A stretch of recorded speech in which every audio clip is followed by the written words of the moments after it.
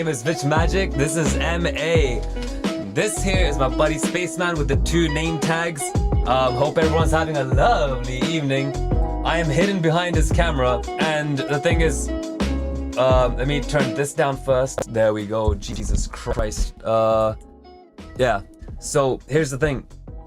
I forgot to sort out OBS before we started. So now we're in this situation where the camera's looking a bit inverted. So we'll fix this over time. How you doing, Space? Just snuck that off the screen. Yeah, there you go. I'll put Spaceman over here at the bottom. Oh man. Wait, what if I just put you over here? Wait, Control Z? I remember it was supposed to be 118. We'll just wait for a few people to come in and then we can get started on some things. Alright, this is really not that bad.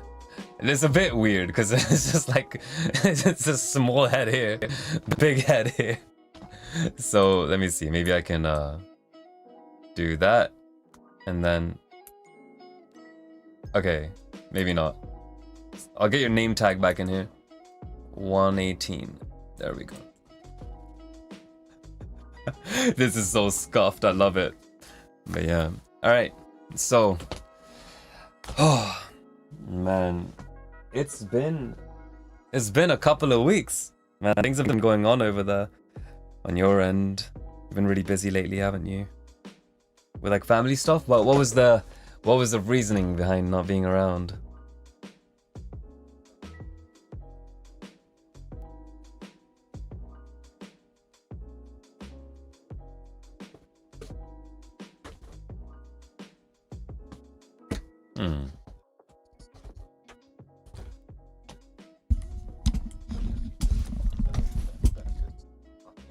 Yeah. Yeah. Absolutely. That's good, that's good. Yeah, it does suck though. Sorry to hear about the stuff with, you know, big spaceman, space dad, you know. Space dad's having a little trouble, but I'm glad he's doing better. Hi, Giles. Kick. Hope you're doing well, Mr. Man. Every time we try streaming on Kick, nothing ever works. Lost live 3 minutes ago. It's supposed to work, but it doesn't. Oh man, it's okay. Who cares? It's their fault. Okay, so I wonder if we have some tracks that are in here from submission this week. I want to listen to some music that people have submitted, and we're going to take a look at what, you know. These notifications are lovely. I'm really excited for... If we realize that, like, you know, a lot of the people actually just coming in through notifications, maybe we just do a horizontal stream, you know? I don't even know why we specifically stream on YouTube and not Twitch. So that's a little compelling. Maybe we should figure something out. We'll see. I mean, yeah. All right, so Paid Hotspot did some submission. I think in about an hour's time, you know, things will kind of get a little bit more movement. Let's see if there's anything non-music related. Okay, fair enough. I think our submissions might have, you know, have a little bit of a halt. But yeah, man. Today, it is not beer, it is vodka. I am about 11 days without nicotine, so no smoking, and I've been trying to stay a bit healthier because you know, like when I'm working, something I've realized is that I'm constantly having to get up every 2 hours for a smoke or something. I don't want that feeling anymore, so I'm just trying to get that shit out the way. I'm not quitting smoking, I'm stopping nicotine. I'm still cool with smoking, I'm still cool with, like, you know, blowing up amplifiers, do all the drugs you want. That's all about, you know, I love that whole freaking rock and roll vibe, man. But the thing is, the whole point of it is freedom. And the second it starts tearing away at your freedom, it's no longer rock and roll. You're a slave. So, you know, here we are. Radar! There he is! Oh my god, it is such a pleasure to see you, homie. Oh man, we had a call last week. No, 3 weeks ago. It was a huge pleasure. And I think he's been also busy like throughout the New Year's and stuff like that, trying to get his stuff ready for streaming and stuff. Yo, Radar, you know, if send us your links and stuff. I don't know, it'd be cool to, you know, share it between like the people over here. We can definitely like, you know, it's not a lot of people, but you know, we all know each other at this point, so you know, we'll take a look at your stream sometime, man. We might even just watch it over here and just like, yeah. He's gonna be streaming video games on PS5, you know, but the thing is, he's doing something a little bit interesting. Yeah, man. He is going to be using like in 4K, streaming video games in 4K. That's gonna be really cool. I'm really excited to see that. I mean, that's appreciated. I don't know a lot of people that stream in 4K.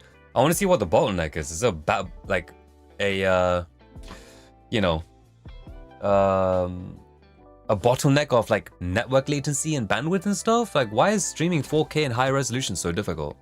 Who knows? You know, but you should do some music and audio and games, or music and audio and puzzles. Music and audio and you were just having that conversation. 1 second. Holy shit, move that out the way. Okay, there we go. Alright, so here it is, right? So this is what we're gonna be called moving forward.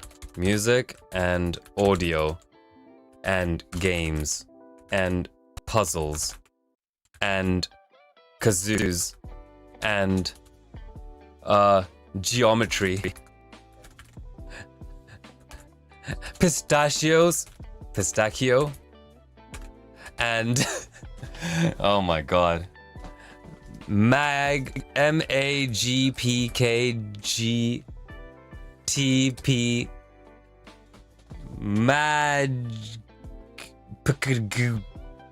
we just need a few more vowels, you know, if we start doing some owls and stuff. Mag POC GTP. There we go. Now we're about birds and Pokemon, and we drive cars. There we go. I don't know. Hey, there we go. Oh man. Well. Oh man. Oh, that's in the message because it usually takes a while for my message to go through. Or sometimes, I'm not gonna lie. Sometimes I just take a while to read them. You know, like I suck at reading because your chat is really small on the side. You know, on the right corner of my screen. I'm getting bombarded on Kick. You guys want to see? Like, this is what the chat says over here. It's just 1, 2, 3, 4, 5. So yeah. Oh my god, is that a 6? Oh my, yeah. So yeah. At least it just about stopped. So yeah, man. What? Kick? And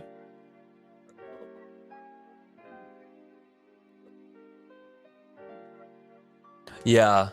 Okay, well. Let's see.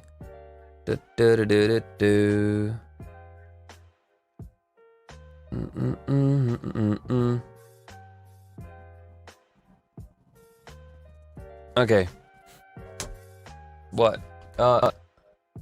No way, fuck off. You've been speaking the whole time and you guys couldn't hear? Okay. Why does this happen every time? Alright, let's fix this right now. Alright, fixing this. You are coming out through speaker 1. Oh, there we go. This should work. Hello. There he is. There's Spaceman. I'm so sorry. Jesus Christ. First we were having issues. We fixed Ableton not coming through, but we forgot to fix Discord. These things happen. The Spaceman, you take responsibility for that. Yeah. Like, hey, am I coming through? Check. Yeah. Yeah, All right. I should have known. No, that's okay. You're supposed to just come in and just chill. But yeah, man. You know. Let's see. I remember someone sent me this earlier. I'm gonna send it in our DM so I can open it up. I didn't actually like properly look at it, but let's see. They were like, "Hey, here we go."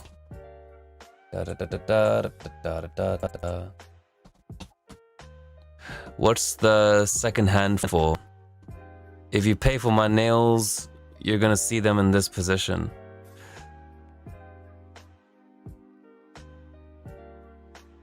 I mean, it's not the worst thing. I mean, like, here's the thing, right? Let's get paint open. So, which hand is the second hand here? I think the bottom one is the second hand, and this is the first hand. So, it's kind of like this, you know, where they're holding it like that, I guess. And so, I mean, hold on. If we take this and put it here, if you pay for her nails, she might actually do a pretty decent job, because normally,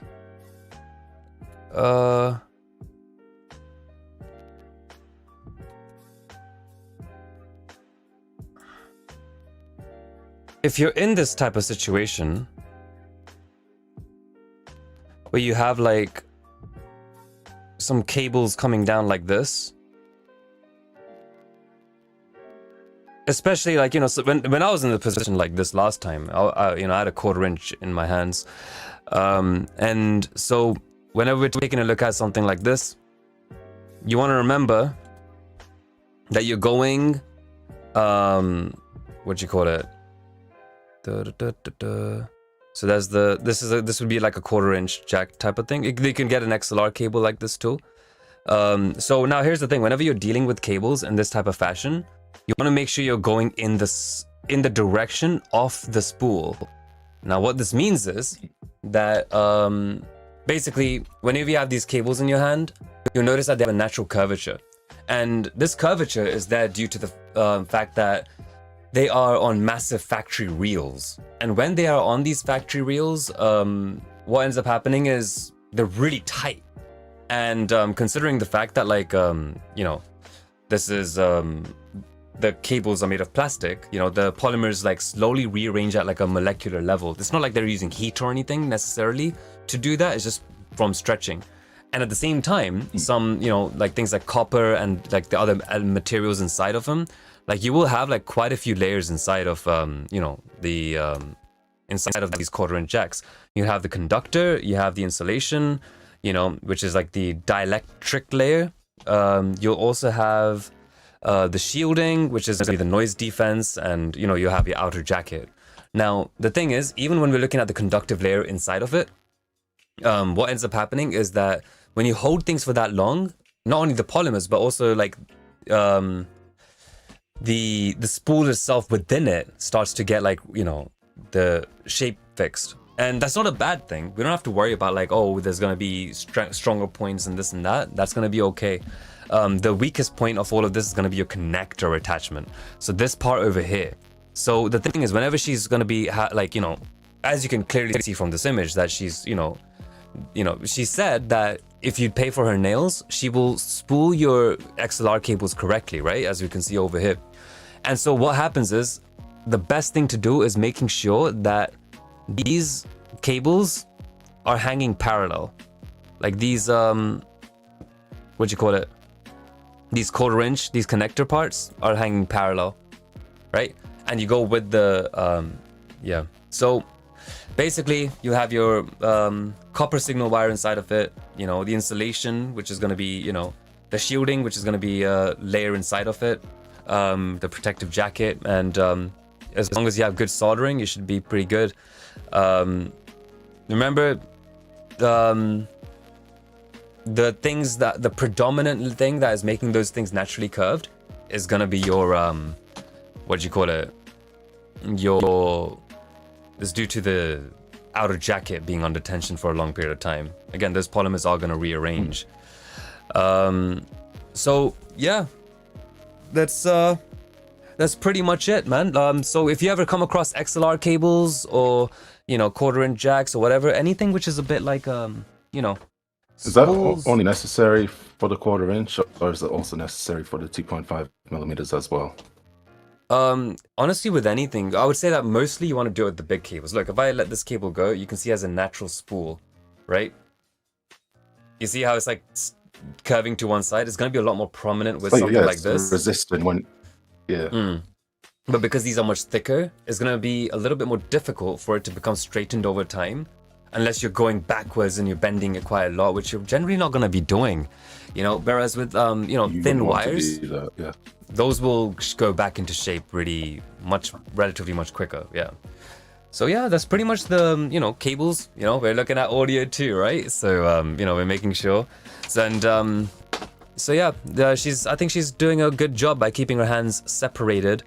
You know, as she's, so yeah. So coiling techniques matter. I would do this with all cables, because why not? You know, you forced, you know, like, if you coil cables the wrong way, like wrapping around your arm or things like that, you force twists into the cable, and those twists fight like the cable's natural lay, right? If you have like, you know, wires going like this, and you've decided to not do what this lovely woman has decided to do over here, you will be, you know, kind of, instead of having these natural movements like this, you're going to start getting overlaps and twists and things, which is okay. But over time, it's just a bit more degradation to the cable. Yeah, you got to worry about like micro tears in the actual copper and things like that, because the more it goes in an upside direction, the more these little micro tears that happen. You want to try and keep it in its natural curvature as much as possible. Yeah. You know, because you know, you do get like corkscrews, you get kinks and knots and things like that in the over-under method. So what she's doing is she's going like, you know, with the over, under, over, under, over, under. So do I have a spare cable? Probably not. Currently right next to me, but if you have a cable like this, right? You want to have this cable over here, which is fine. You hold it, it's in a nice lax position, and then you take this. You see the curve? You see this little twist that just happened naturally? We go like this. We let that curvature come back in, over, under, and you kind of, you see, you get a nice little spool like this. So symmetrical, because I've kept it symmetrical for this entire time I've had this cable. And so, with it, the storage becomes easier, right? So, there it is. You know, make sure you spool your cables correctly. Now, here's the thing. If you don't want, and you know, you're using that curvature to help it be a little bit smoother, aren't you? So, they don't straighten, you know, like ropes and stuff, because ropes are like braided symmetrically, right? When you take a look at ropes. And that's why you have like braided cables too. And this is why people really like braided cables, is because of the fact that, like, for example, these ones, they won't be bending and this and that so much. They'll have like their initial bend, but because it's like braided in this rope type of fashion, you know, they're not, the polymers aren't fixed in place. So you're going to be able to get that flexibility back.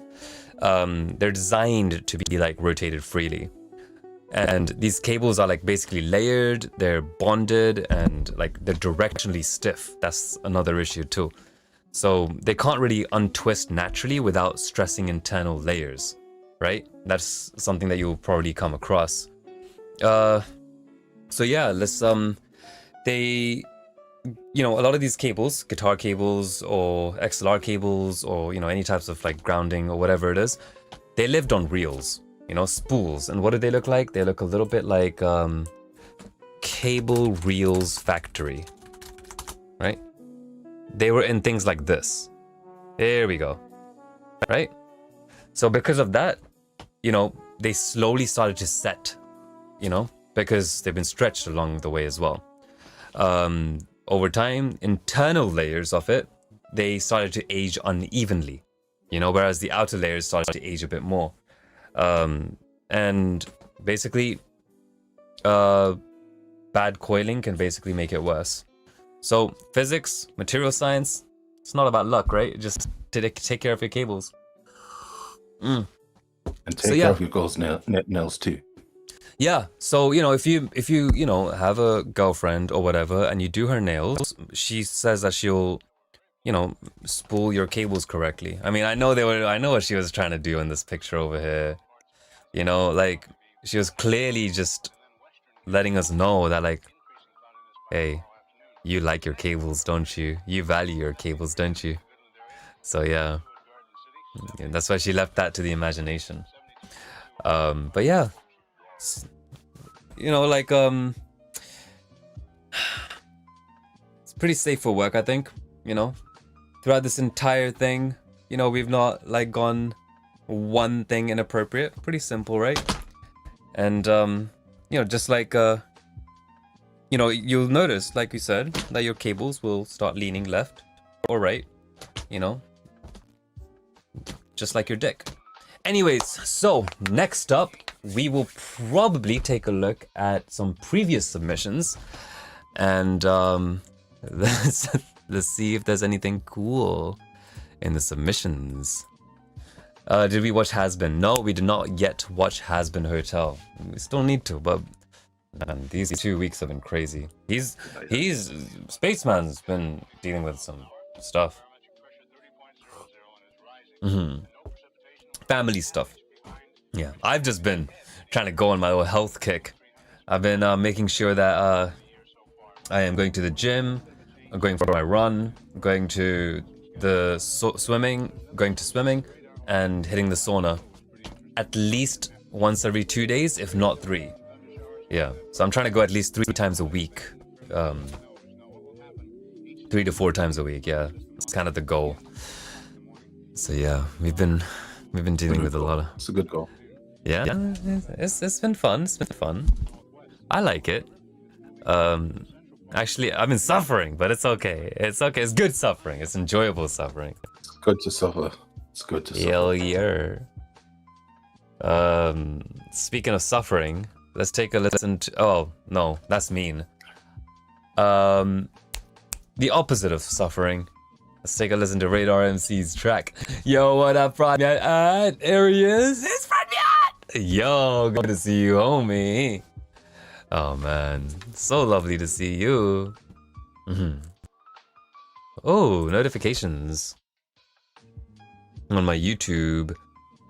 Oh, some people replied to my little rant thingy. Okay. Whatever. Some guy made like a little... Some FL kid decided to make a little skit. I remember like taking a look at it. We'll take a look at that later. Anyways, let's see. Here we go. Whoa, that started right off. That started right away. Let's see. I'm gonna try to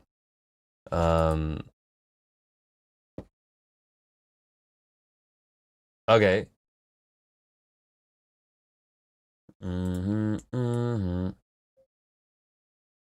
Sweet.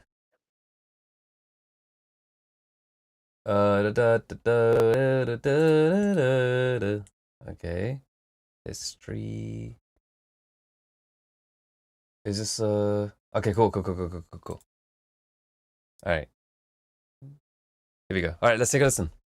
Actually, I could just play it on my Ableton. So let's do that instead. I just downloaded it just so we can take a listen on here.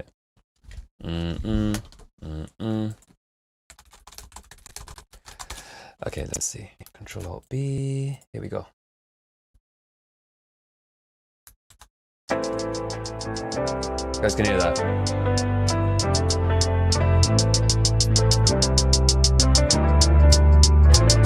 Ow, that...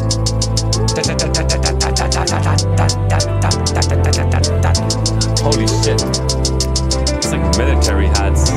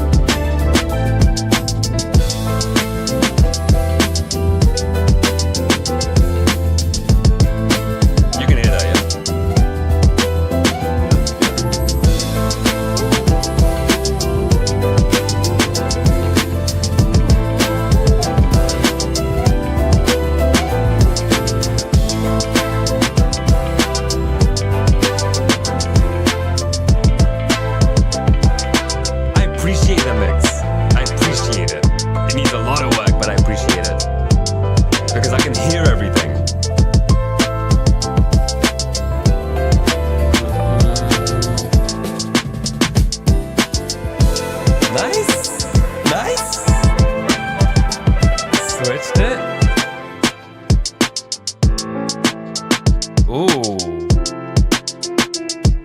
There's some nice chorded movements. That was seamless. Lovely.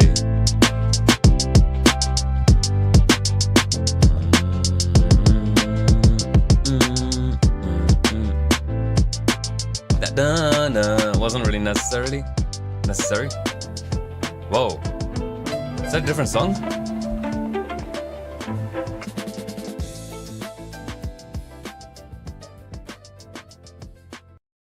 What the fuck happened there? What happened over there? It's like a completely different song. Well. Either way, good job. I would say there's I appreciate it, but you know what? The hat's crazy, bro.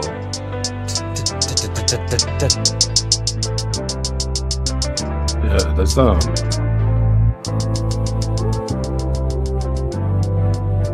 The reason I'm turning it down this much is because there's no dynamics in them.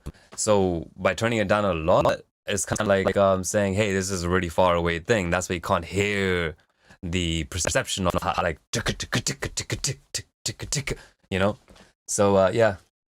I would definitely say that, like, yeah, homie, yeah, do something with your hats. If you're going to keep them that bright, then definitely, that consistent all the way through.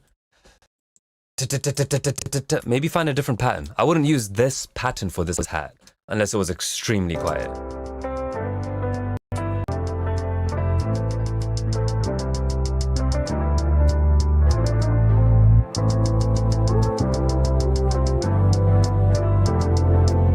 It's almost like it's adding unnecessary amounts of energy to a very low energy part of the track. You know what I mean?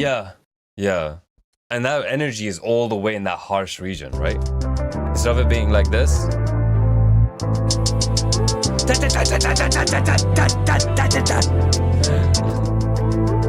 You know what I mean? So yeah, that's what it is over there. It's not just the hats though. There's other things to work on too.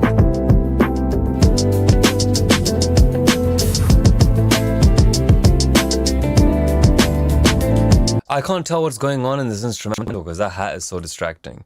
Let's see what we can do with... You have these chords and these beautiful licks and melodies. Like, homie, let that breathe. You know what I mean? Let that breathe. You know? Okay, Jesus, fuck. Let's turn that down a bit. We're gonna do that and then just give it a boost around this region because we just...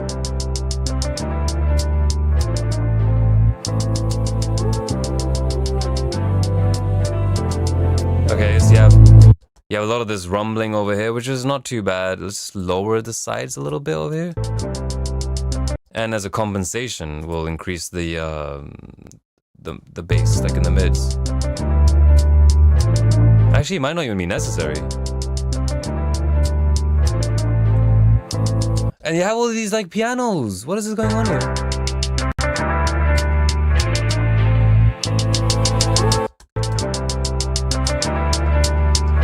Look at those pianos over there. Those pianos are so pretty. And they're like muffled. It'd be nice if you had some brightness. You know, it'd be cool. Dun, dun, dun. But if you're trying to go for something which is like, really like muffled and things like that, then you don't want to have the hat doing that, you know? That lick is lovely. Whoever was playing that is doing a great job.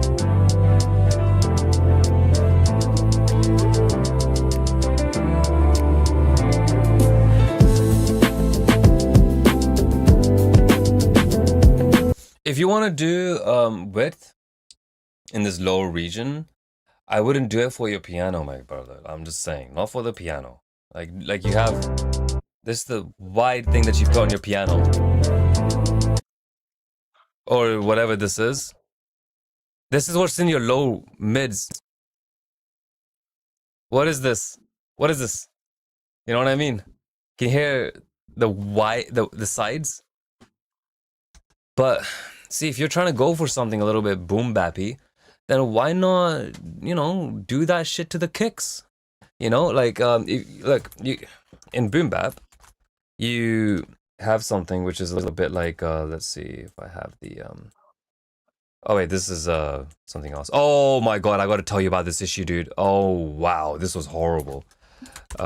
Yeah, I got like the top 4 freaking audio engineers from my server, like from my community, and we were struggling with like a certain issue, but we fixed it, sort of. We're gonna test it. Anyways, when it comes to things like you know, a lot of new school type of, you know, like hip hop, you're gonna get something a little bit like this, old school, which is gonna be down here, right? So what you're gonna notice is that okay, let's see. Oh my god! It's just so loud, that one. Here we go. There we go. Okay, fine. So when it comes to like new school hip hop, you'll notice that like your wide regions are gonna be like up in this area here. Like all of this area will be wide. So let's make it a little bit more streamlined, right? This is the width. Oops, Control Y. So this is wide, and this is mono feeling, you know? Wide, mono feeling. This is frequency, right? So, so you have 20 kilohertz, 20k, then you have 20 hertz, or 0 to 20, right? You'll notice that when it comes to a lot of the like new school stuff, you have like a lot of high end being widened, but as it goes down to a certain point, it starts to just mono out, right? This is today, right? But a little bit before this, we had another bit of an issue. So around 2018, I think, or 2015, the rule kind of became a little bit like this. It was, this is the type of mix that you were kind of getting. It was like this, and just straight up like that, right? So all your wide stuff would be like this, and there'd be nothing wide over here. All your mono stuff would be like over here. And they would have like a massive dip, and then things like this. Sorry, one sec, that doesn't even make sense. It was like this. Oh, not even that actually. Like this. Like this. It was like that. This was like around 2018, where you had a lot of like mids being your low frequencies and things, primarily over there, but you had a sharp cutoff. What this means is that your side frequencies were actually cut in this magnificent way. So let's see how these sides, all of it cut off like that in this region, right? But it was a hella boosted over here because they wanted that contrast, right? Whereas today, we're becoming a little bit more natural, where like, hey, you have this because the mix is a mix. We still want some width in the lower mid area, but we're kind of, you know, whatever. In fact, this is getting a bit more balanced out throughout the years. Listen, go clip this, do whatever you want, and then go listen to the tracks over the years. You will notice this, right? And I don't care what artist you take a look at, you will notice it. But then, you know, you still had your mono lows, right? Even to a certain extent, you might even get a little bit of this, right? A little bit of width in your subs, because people know you're listening on headphones nowadays. So I'm just gonna quickly write mids. I'm just gonna color code these sides, right? Just so you can see. And then the mids, heavily boosted over here, you know, as usual, as you would expect, right? Then it would kind of like start to even out, like a little bit. But you would stay relatively consistent, you know? So yeah. Look how jarring the mix was back in like the whole SoundCloud era, 2012 to 2016, I'm not sure, something like that maybe. And now back in the, you know, like 90s, when you're taking a look at boom bap and things like that, you're looking at subs and kicks and stuff being a little bit wider, and went the other way. So instead of things being like, let me draw a line of correlation, right? If I do this and draw a line of correlation, oh my god, the sides are looking a little bit like this, right? It gets a little bit narrower, right? And your mids are looking a little bit like this, right?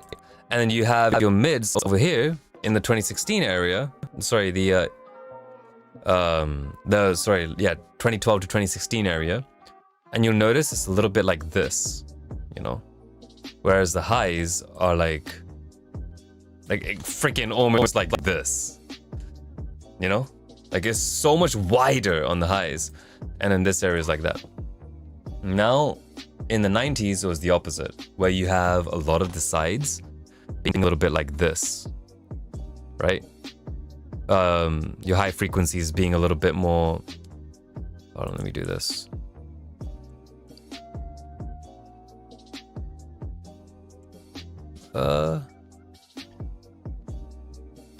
Hold on, what am I doing here? What am I describing? Okay, yeah, sorry.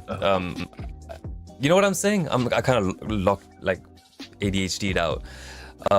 So what I'm trying to say is that if we were to take a look at this mix and we wanted to make it a little bit more, like, modern, like, more, let's say 2012 to 2016, if you wanted to do that, it would be a little bit like this, right? So let's take a look at that. First of all, you would cut off everything that is a side in that region, and you would widen the shit out of this area. Ah, mother of God. Let's turn this down at least. Okay.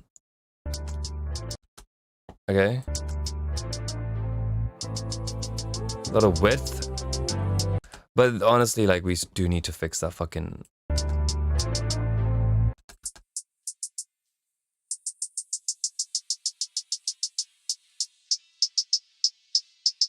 Sorry, I need to use a de-esser for this. This is ridiculous. I'm sorry, man. Don't do this again. Let's see. Sure. I used a de-esser because it was conveniently available. Like, it's nothing deep. And then your mids were boosted in the lower end. Sorry, not your mids. 2012 to 2016, you would have your subs like that, a lot of stuff like this, and then you would have a massive dip in this region in the middle, roughly. It was like a smiley face type of thing. And we go into the...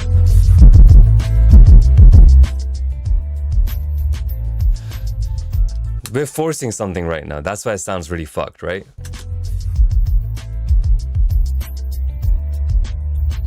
And you would have like some tinny ass rapper in there. Now, something that's a little bit more boom bap would be a little bit more like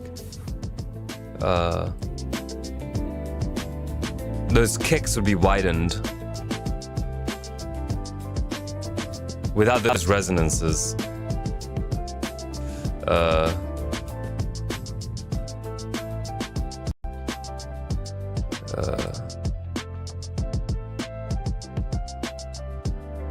What's going on here?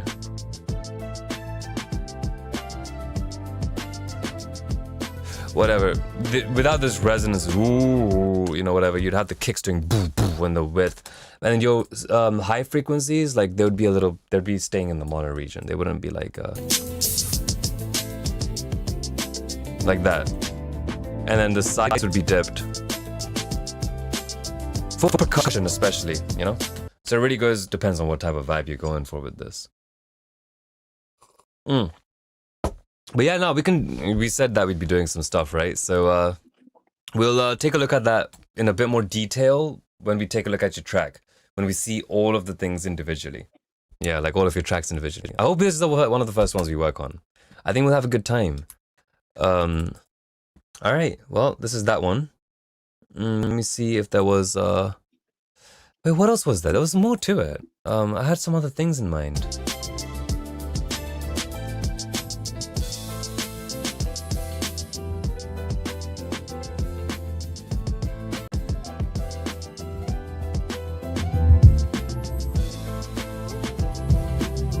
You got a lot of width in your bass.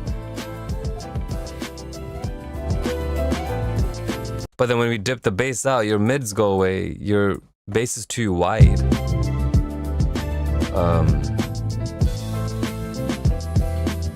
And then we want that kick to come back. The kick is around here, so let's just give it a little bit of a...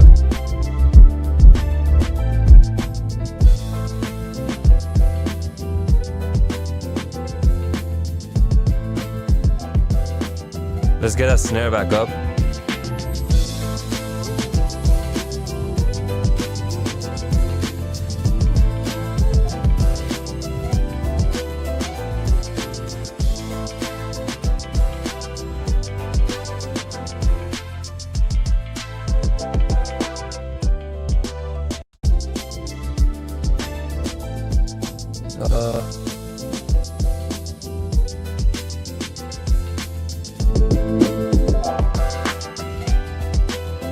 This has life in here.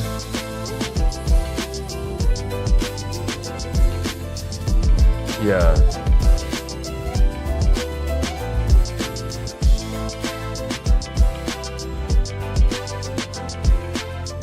There we go. You got that kick to come back a little bit? Hey, Dragon. Good to see you again, homie.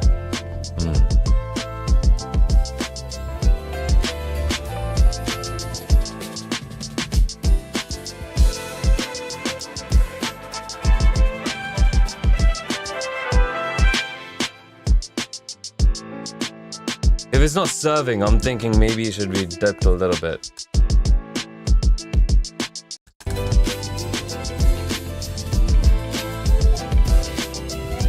Do you reckon?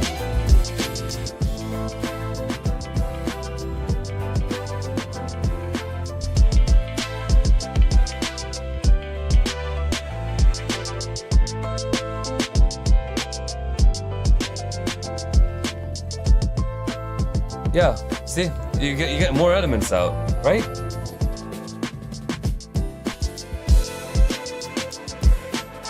This being on versus off.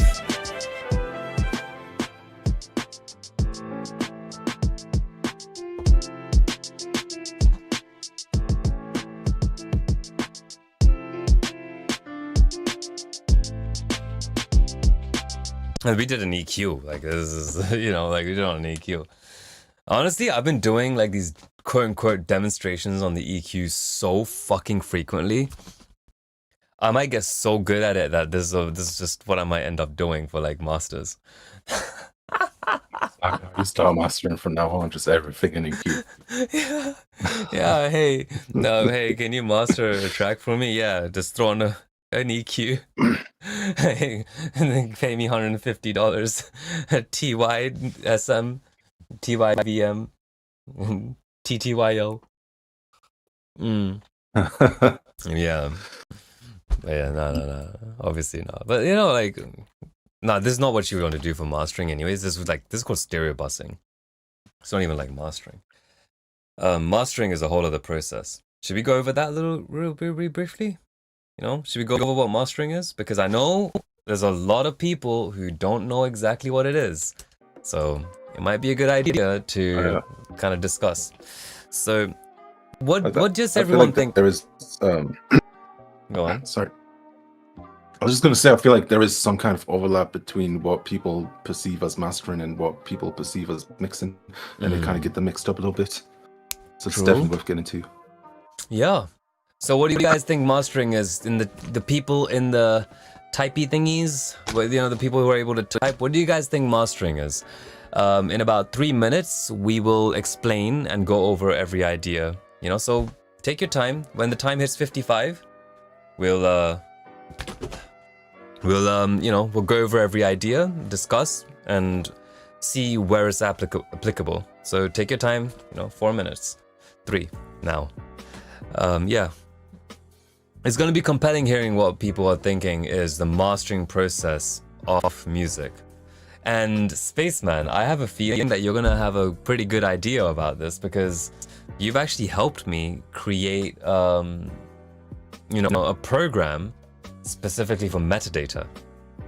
So, we went over flag streams, we went over, the Vorbis comment block, we looked at, how to freaking manipulate the comment block ourselves in the ways that we want with the padding and everything. We learned so much about metadata and how to create distribution copies unlike any other people, That's going to be very interesting to, Bro, Spaceman, we have to make some of this stuff available on our site at some point. Like, this is... For sure. Yeah. We gotta refine it. You gotta get me locked down for the week and be like, bitch, come on, we gotta make that program.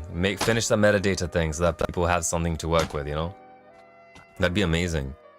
I would love to kind of... Yeah. Let's see. I think Giles is DMing me on Discord. Oh, man. Here's some project I made in 4th grade. We'll take a look at that in a little while. But yeah, we'll all take a look at it together, right? So Mr. Giles is here in the chat. We'll take a look at his 4th grade project. It must have been years ago. No, wait, isn't Giles like a baby?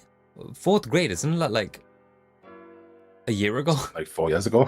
I don't know, Yeah. isn't 4th grade year 3, what we call year 3? Or is it I know it's the 1 year gap in like the number, but which way is 4th grade year 3 or is 4th grade year 5? I think it's year 3. 4th, I think Americans are 1 year after us because they have an extra year. So I believe They have an extra 2 years, don't they? 3 years ago. So we were close, but yeah. I just got a DM. It's 3 years ago. He was in 4th grade. He's 12 now, 13 now, which means he was 9 or 10 back at the time. Okay. And yeah. Anyways, so yeah, we'll take a look at that later. 1 minute left, and we'll see what people's idea of mastering is, and we'll go over it. And now I see that you guys have typed it really vaguely. Gluing together or tuning the track and polishing it up. These are pretty vague responses, but we'll go over them. And, because we can split these up into, areas where they're very correct, very, where they don't apply, but where they do apply, right? So let's take a look. Now, mastering, now that it's 55, time's up. Send any last things. But anything after this is not admissible. So wait, oh shoot, I forgot to do the... Well, maybe next time. There was supposed to be a prize. This is whoever got the closest. I forgot, because I got like a £20 discount on a year of Nitro. I thought maybe I could give that out for, because I don't need Nitro. I already have Nitro from being a partner. But it is compelling. So let's take a look. Mastering is one of those things where, let's take a look. Mastering was initially intended for things like, making sure that, once the track is done and everything, the needle does not hop out of the vinyl, because you're really trying to make sure that, the audio works, like the product works, right? So mastering is not really something to do with the song itself.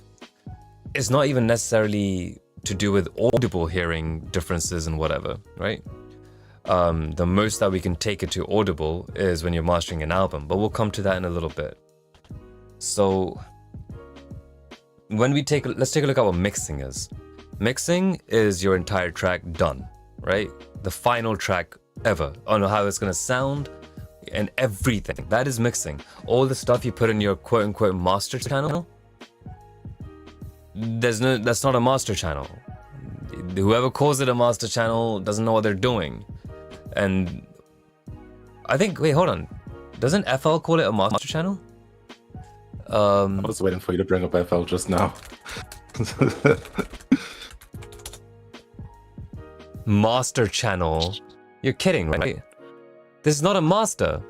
So don't listen to this. This is not a master, okay?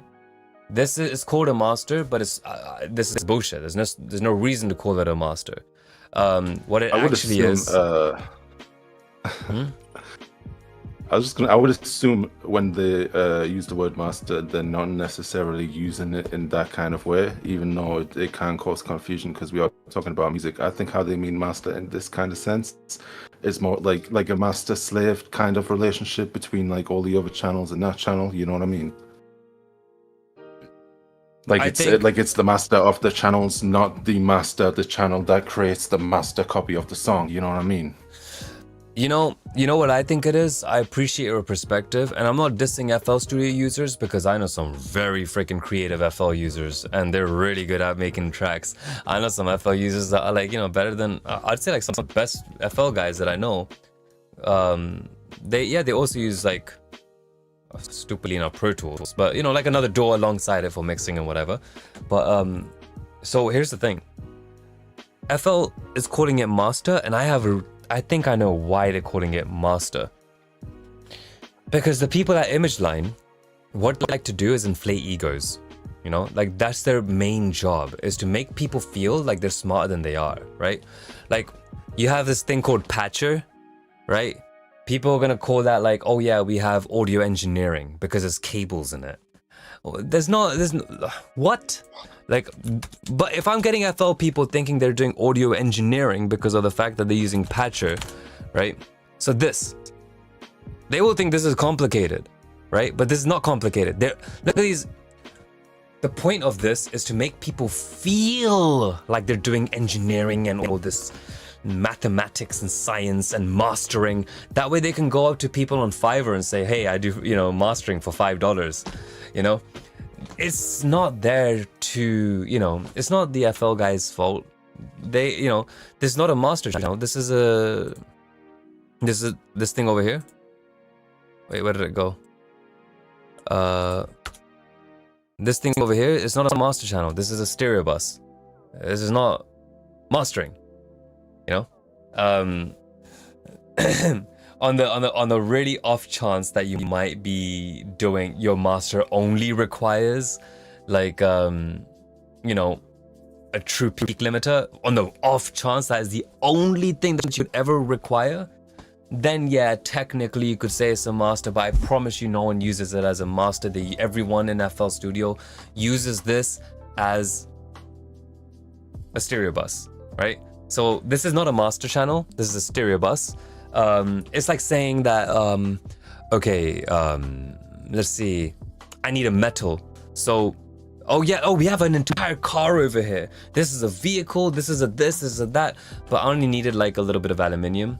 So technically, that is no longer a car, it's just a metal. Like, it's a bit like that. Like, when it comes to the master channel, it's not really a master channel. You can sometimes get away with just putting a true peak limiter on there. Very scarcely. There's other things that you're gonna have to do. So this is a stereo bus. Stereo busing is you have your entire song, you put your effects on the quote-unquote master, which is not a master, but you put effects on there. Hey Pratik, how you doing? Hope you're doing happy. Hope you're having a lovely Halloween, man. It's nice to see you. So basically, did I just say Halloween? Oh my god. I haven't drank in like 3 weeks. This is hitting me hard. So, that's not mastering. The stereo busing. You can put reverbs on your stereo bus. You can do this or that, whatever the fuck you want. It's not called reverb on the master. It's called reverb on the stereo bus. Let's please just get that right. Stereo bus matters. We don't call it a master. Why don't we call it? And on Ableton, Dragon said that. Dragon said that on Ableton it says main. Yes, on Ableton it says main. And not just does it on Ableton say main, but on Cubase it says stereo out. On Reaper it says, what did it say on Reaper? I forgot. I'm sure it's the stereo out as well. you know. Opening Reaper right now. Reaper master channel. What does it say on Reaper? If it actually says master, that'd be crazy. Okay, no. Reaper says master for a different reason, because on Reaper you can do a lot of destructive edits and shit like that. That's different. That's different. It's a stereo bus. Okay? So let's not get it twisted. Okay, so anyways. Where is this? Wait. They don't even call it that. Master meter settings. Terminate VST. Freaking Waves is, look at this. What's happening? Waves crashes like crazy when I'm trying to open a program. Let's just cancel this. I'm just gonna crash this. Oops. Anyways, it's called a stereo bus, alright? It's called a stereo bus. Wait, did it load? Whatever. So, with that being said, the master is gonna be the situation where you're gonna be taking a look at your true peaks, your LUFS. You're gonna be making sure that the signal's final gain is appropriately matched, you know? You're gonna make sure that, you know, all your actual file stream is done properly and encoded correctly. You're gonna ensure that if you're trying to be crazy loud or whatever, you're gonna make sure that, you know, all your peaks are in between the, you know, you sent a topic. I'll take a look at that really shortly. And so yeah, that's basically, mastering is more alongside of that things. Mastering in an album is when you're taking a look at a sequence of songs and you're adding, you know, and you're using mild EQ shaping just to bring a balance between the songs as a cohesive structure as an album. And you're ensuring the loudness of each track is appropriate as well, because they're created as loud as possible when you're creating them or whatever. But whenever you want to have an album, let's not forget what happens is that, you know, wait, what was that program that I created? I wanna bring that up. I'll show you my mastering program, right? I mean, my mastering assistant program. I'll bring it up. Oh my God, Reapers. Loading, let's close this, close. Okay. Desktop. I'm gonna show you guys the program. You guys will like this. It's on my fucking desktop. What a shame. Where is it? Clear emulation. Apparently, I'm reading right now that it's also the master channel in Apple's Logic Pro 2. Well, they mean something else by it. Okay.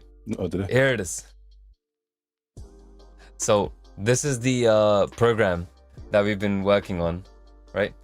Oh, you looked at the subscribers that yeah, Nuclear Engineer, T-False Engineering. I love that guy.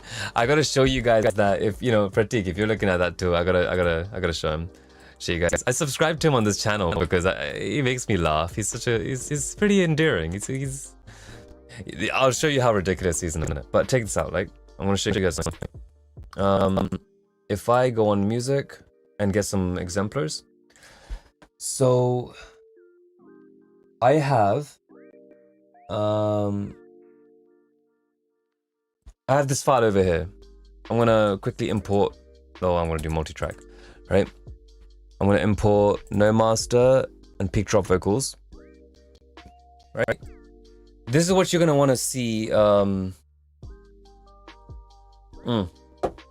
So this program, oh my God, I'm so proud of this one. Bro, I am so proud of this program. I can't wait for people to use this one day.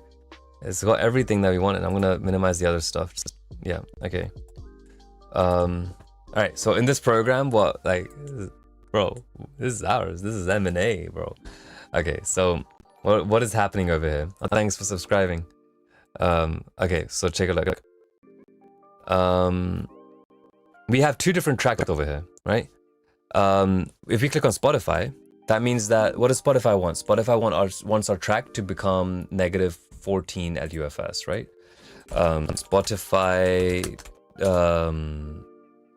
LUFS standards, right? it wants us to be negative 14 LUFS integrated using the ITU-RBS1770 standard for normalization. What the fuck does that mean?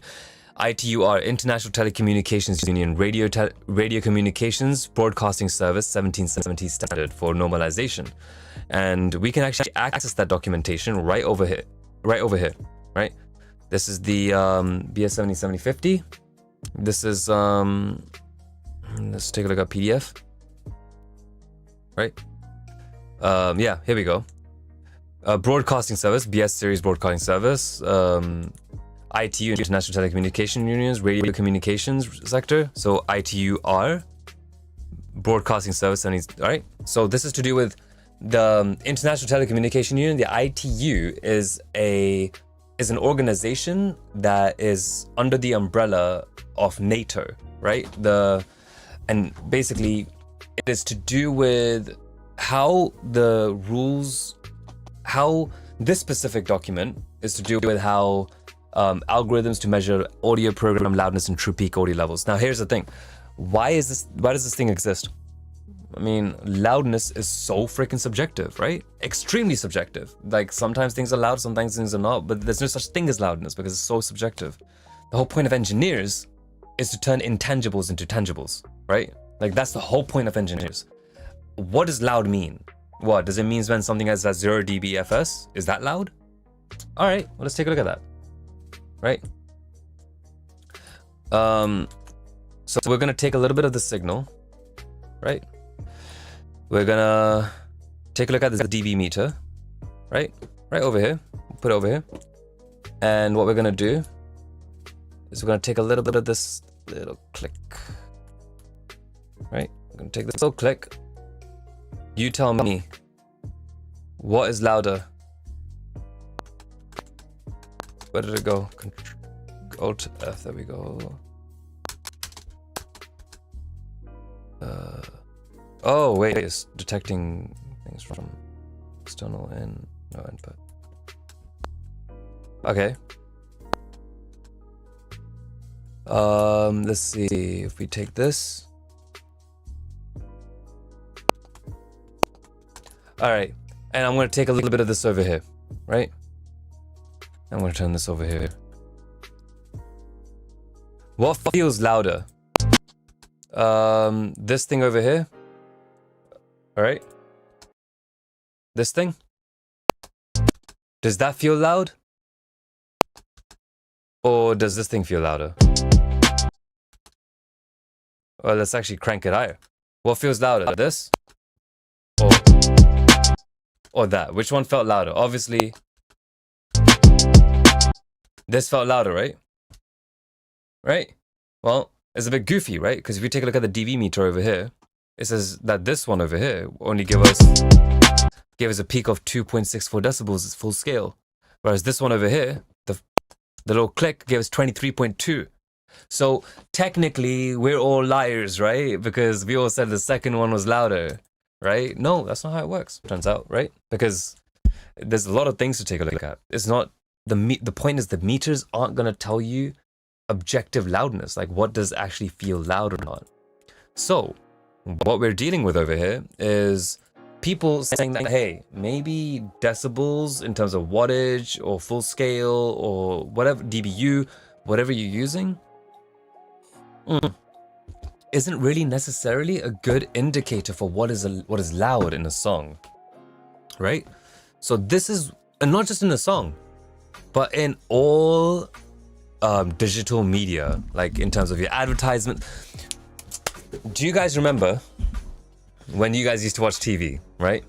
You watched a lot of TV with your buddies, and what ended up happening was maybe you're with your family and you're watching this lovely series and like you're watching so intently, and then a really intense moment comes onto that television. Something's about to happen. It's so intense. You zone in, you focus closer, and it's like, oh my God. And then, bam! Get 2 Whoppers for $4.99 this Christmas at Burger King, extra, blah, blah, blah. And now you are like mind blown and holy shit, that is loud, right? what the hell happened, right? Do you guys remember that era back in 2010, 2000, whatever, when advertisements were crazy loud, whereas television and everything was just like, you know, really quiet and everything, right? That's basically what we're talking about when it comes to these assholes over here, this ITU publications people. You know, these guys have saved a lot of our ears. In fact, hey, Spaceman, you're old as shit, right? Yes. Do you remember having an MP3 player, like a tiny little MP3 player? Yes, I do. As a matter of fact. And do you remember when we used to like listen to like MP3s or whatever files that we got, we ripped off the internet, etc., right? And do you remember in that playlist, LimeWire, yeah? And remember whenever we like used to flick through the songs, eventually one of our songs would be finished. We would, after a specific one of those songs were completed, we would grab our MP3 player and spam the shit out of that down volume button. Do you remember, in preparation for the next song, which is going to be, oh my god, it gets so loud for some reason on this one.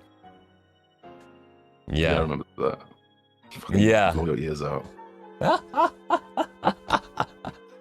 Yeah, so we had to normalization. like...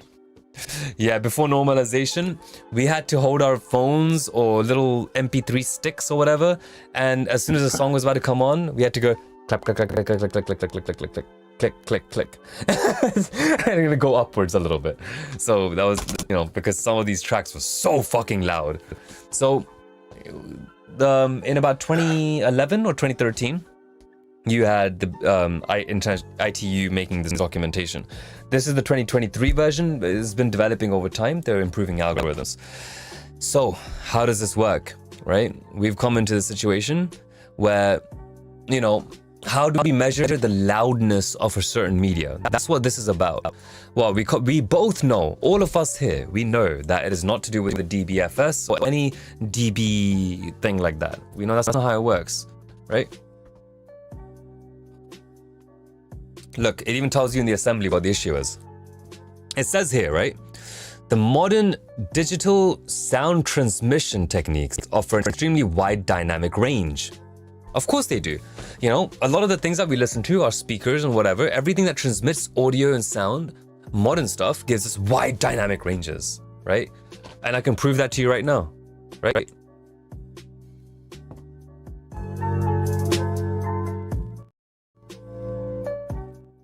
Your speakers went quiet and louder, obviously. So we know how simple this document is. So what the point is, let's not overthink it, right? While we're looking at this, I know these like things can be a little bit like, what is this, right? So let's go through this really quickly. It says here, the modern digital sound production and transmission techniques provide a mixture of mono, stereo, 3-2 multi-channel formats specified in recommendations ITUR BS 775 and advanced sound formats including channel, object, and scene. Oh my god. Let's go back. I'll summarize that, don't worry. I know it sounds complicated, but it's actually not that complicated. Scene-based input signals and their combinations with metadata specified in recommendations ITUR BS 2051, and the sound programs are produced in all of these formats. The point of this, right? So mixture of mono, stereo, and different multi-channel formats. You ever been to a cinema? You know, when they have like multiple speakers that aren't just two speakers when you go to a cinema, do you really think they have like two speakers in the front? Like, you know, no, they have like so many, right? So that's multi-channel formats, right? So we have, what they're saying is that basically these techniques of giving us audio, it's in so many different formats, you know, different channels is one of them. And, you know, basically, yeah, just different technologies that we use to get those transmissions out. There's loads of technologies for this. The listeners desires the subjective loudness of audio programs to be uniform for different sources and program types. This is easy to understand because it says, you, me, and everyone in this stream right now, we desire the subjective loudness, what we feel is loud, of our audio things, like anything we listen to be uniform along the whole platform. So if I'm speaking to you over here, you would like me to speak at this level and stay consistent at this level instead of going, you know, instead of me speaking to you like this, and then when you flick to the next stream or whatever, it will suddenly be like, hello guys, welcome to YouTube. We're it is time for, we're going to be looking at how to clock a potato into that thing. Thank you. And then you flick the thing again, it's like, hello guys! Today we're gonna be looking... No, you don't want that. So we want all of them to be uniform. So what we actually want is me speaking like this, in this fashion over here as I'm talking right now, and the person that is speaking like this to be speaking like this, so they sound a little bit like this, and the guy screaming is a bit like, hello guys, how you doing? I hope everyone's having a lovely time today. We're gonna be looking at this stream or whatever. So everyone is a uniform volume. That's what we want, right? We don't want things to go wow, was, right? We want different sources and different program types and different audio programs in general to have a similar loudness. We don't want to keep on tweaking that loudness knob in our phones. And so on. This thing goes on telling us the most obvious things, right? If you want, I can keep on going with this list. That many methods are available for measurements of audio levels, that existing measurement methods employed in program production don't provide indicators of subjective loudness. Okay, this is exactly what we went through just now, right? Many methods that are available for measurement of audio levels, but that existing measurement methods employed in program production do not provide the indication of subjective loudness. Let's go through this again. Many methods are available to check measurements of audio levels. For example, these dB meters, right? These things, RMS meters, VU meters, all of these things exist for measuring, existing methods, for checking audio levels, right? We have this, we just checked it out. But what it's saying is it's the same thing that I was mentioning earlier on, which is that program production do not provide the indication of subjective loudness. Do you remember how this one, little click over here, went up to 23 decibels and this one stayed at 2.3 full scale? But the 2.3 sounded louder, even though objectively speaking, this one was quiet. That's all it's saying, We felt it. We know what we feel. We're not wrong for being humans, So let's put that in there. We need to acknowledge that these meters do not work to provide us proper loudness. Like, they provide us audio levels. That for the purpose of loudness control in program exchange, in order to reduce audience annoyance, right? So in order to control the loudness and to stop pissing off your audience, it is essential to have a single recommended algorithm for objective estimation. We basically want to have like an all-round thing in it. Like, basically, we want to have like a little box created where we can just shove things into, and we can get like an objective estimation for something that's subjective.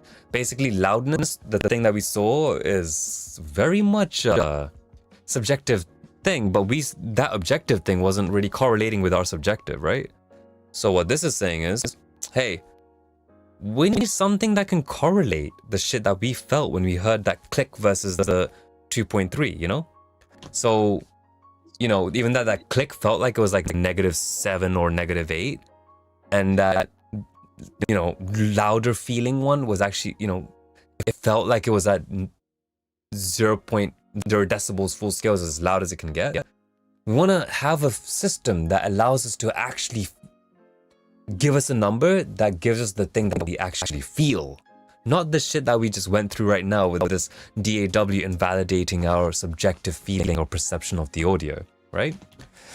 So that's basically what it's saying. We need something, in order to stop pissing each other off, we need something that works between all of us. What we all feel is loud. That future complex algorithms based on psychoacoustic models may provide improved objective measures of loudness for a wide variety of audio programs. Basically, future complex algorithms based on... So psychoacoustic models, right? Basically, we want something that is, an algorithm. We want basically a system, right? That is based on psychoacoustic models. What does that mean? Basically, the way that humans perceive sound, right? We want to take that into account. Psychoacoustics is the study of how we perceive audio and sound through our ears, through our auditory system, head-related transfer, whatever. Blah, blah. For example, our ear hearing is a little bit more sensitive as soon as we go up from 1 kilohertz and up. We start to hear 1 kilohertz and higher, a lot more sensitive, than we hear things like 0 decibels. You can have them at the same loudness or levels, SPL, whatever the hell you want to go with. We'd always hear the high frequency louder than the low frequency if it is at the same level, right? So psychoacoustic is a study of, the human interaction with the world of sound, right? And how we perceive it, how we take it in, and so on. So we want to create something based on how humans, perceive audio. We want to create an algorithm based on what humans, whatever. And it provide an improved objective measures of loudness, right? We want something that is an improved version of this meter, which is so not correlating with our subjectiveness. It's more, yeah. So, single recommendation for here we go. For a wide variety of audio programs. So basically, we want to do it for like pretty much in general. We don't want to make it for like one song or two, right? We have to do it for a bunch of things. That digital media overload abruptly and thus even momentarily overload should be avoided. What that means is that currently, you remember that thing I was talking about, the ads? With the bah! We have those overloads abruptly out of nowhere, and we don't even want that even for a moment. We need this to be corrected before it even gets on television. Because if we have live algorithms for this stuff, we'll screw ourselves over. Because imagine this, right? We have a live, like a real-time algorithm. It'll be like, everyone's speaking quietly and everything's like this. You know, the whole thing that's happening in your television show is really quiet, subtle, nice, calm. And then, bam, an advertisement, and that gets, real-time the address. And then now there's an advertisement for Burger King, oh yeah, go get your Whopper, right? We don't want that real-time. We want it to be immediately addressed, right? We don't want that real-time addressing of the stuff. We want it to be immediately, like it goes, you're talking like this, bam, hey, welcome to Burger King, right? From your TV show. Bright improved measurement, So that needs to be avoided completely. The peak signal levels may increase due to commonly applied processes such as filtering or bitrate reduction. So it's also taking a look at a lot more of the technical aspects of digital audio and how audio is read by digital formats, right? So we need to make sure that we're being a little bit careful because we might have some intersampling and whatever. Like that goes a bit more into the technical side, but that's okay. That existing metering technologies do not reflect the true peak level contained in digital, since the true peak value may occur between samples. What this means is, basically, I'm going to try to summarize this as fast as possible because I know this is going to get a little bit boring. Let's see. So you know how you have like samples that are a bit like this? Like, hey, you have a sample, hell yeah. You have another sample over here, hell yeah. So you can have like these little dots, right? And that's pretty cool. And these are like little measurements of your... This is how frequently your sample rate is detecting, like, your, where it's at, like where the audio is at in terms of frequency and amplitude, right? So, point is, look what happened over here. This thing doesn't have a dot. Between this dot and this dot, you have a little peak over here. This is an intersample peak. That thing is gonna make your shit sound louder. So we need to make sure that we are not, we're also accounting for those things. But anyways, that's going into the technical things. Let's go into the more simpler stuff. Let's just skim this through. State of digital signal processing makes it practical to implement an algorithm that closely estimates true peak level. Yeah, true peak is another topic. We'll go over this. This is what the program actually does, right? So anyways, over here is the algorithm. This is the thing that stops you guys from having to turn your Spotify down every single time. Every single time you guys are watching your shit, this thing over here stops you from having to turn down your volume or turn it up because something got too quiet, too loud. Your television shows Burger King, that advertisement got way too loud. Not anymore. After 2012, 2011 or 2013, that is no longer an issue. This algorithm here, it looks complicated. So you know what we're going to do? We're going to make it so simple. This is going to be so simple. Watch this. Right? Miss Vichy, come on, I got you. Oh, I got you. We'll make this really simple. Right? So here's the algorithm. What does this mean? Right? First of all, let's stop getting this so complicated. Let's delete all of these. Why? Because these are different channels. Boom, right? Forget all of this. We're using headphones. We don't need 7.5 surround sound and all that bullshit, right? So we're gonna take all of this and we're gonna put this over here, right? This is your left channel. This is your right channel, right? Your left, look, you have your hands, right? You put this on your left headphone piece. You take your hand, put it on your right headphone piece. This is the left one over here, right? This is the right one over here. This is the channel, right? 2 channels. The K filter is what it goes through first. Like your music is going to go through a K filter first, then a mean square, then a G, a gate, and then a sum of all of them. You get a what do you call it? A log 10 to get turned into RMS. It goes into gate and measured loudness. Now let's make this simpler. What is a K filter? This is going to be actually a lot cooler than you guys might imagine, right? So a K filter, right, is basically your sound is going to have an EQ added to it. We're gonna go over all of this. You're gonna love this. You guys are gonna fall. You guys will love me for this. I swear to God, because this is so entertaining. I have had so much fun looking at this stuff. Ever since I was a kid, I've always, thought this stuff was fascinating. All right, so a K filter, right, is basically a filter. Literally this. That's a K filter. Right? In fact, I made a little preset. Okay, wait. Here we go.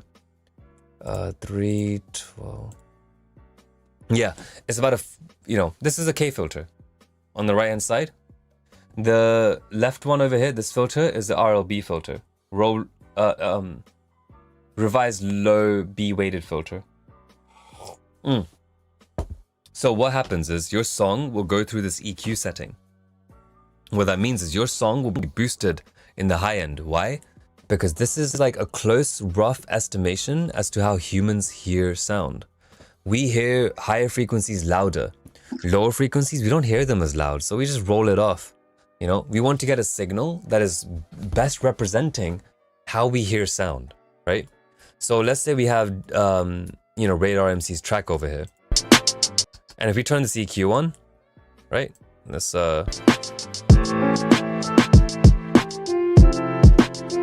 it's like this. But if we boost it, we can hear the things that are sensitive. What about my sub?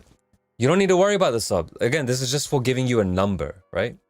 Your sub is still gonna pop through. This is just here to use as a tool to give you the final number, right? Of how loud it is. So anything below 50 or below 30, it's not really going to be considered too much in the signal. So here it is. Let's go over here. Paint. Here it is, yeah. So you have your high shelf, right? Your high shelf. And then your dip over here. There's actually also an RLB, which is like a revised B weighted low filter. So I'll show you guys that now. So look, here's the K filter, right? K weighted filter. It's just a boost in your high frequencies because this is what we perceive to be louder, right? These are the coefficients. You don't have to worry too much unless you're going through DSP and you're trying to do digital signal processing and you're learning how to do this, right? And you can learn about DSP. It's not that hard either. Like, you'll have a lot of fun. Like, if you do DSP, you'll understand how plugins are working and effects and things like that. It's all it's a good game. Then you have this second stage weighting curve. This is your, they call this the RLB. What is it called? RBL. Relative level. Oh, they don't even call it that. They changed it. This is in 2023, right? So, okay, that's pretty recent.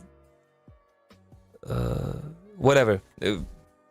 This filter also exists because we don't hear low frequencies as loud as high frequencies. Let's make a really good point of this, right? So if I get a emo, right?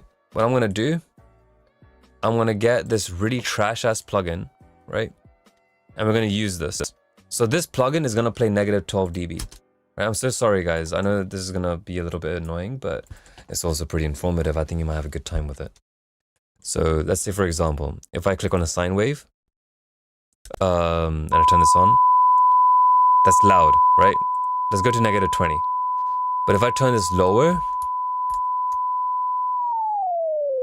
it's gonna start to sound a bit quieter.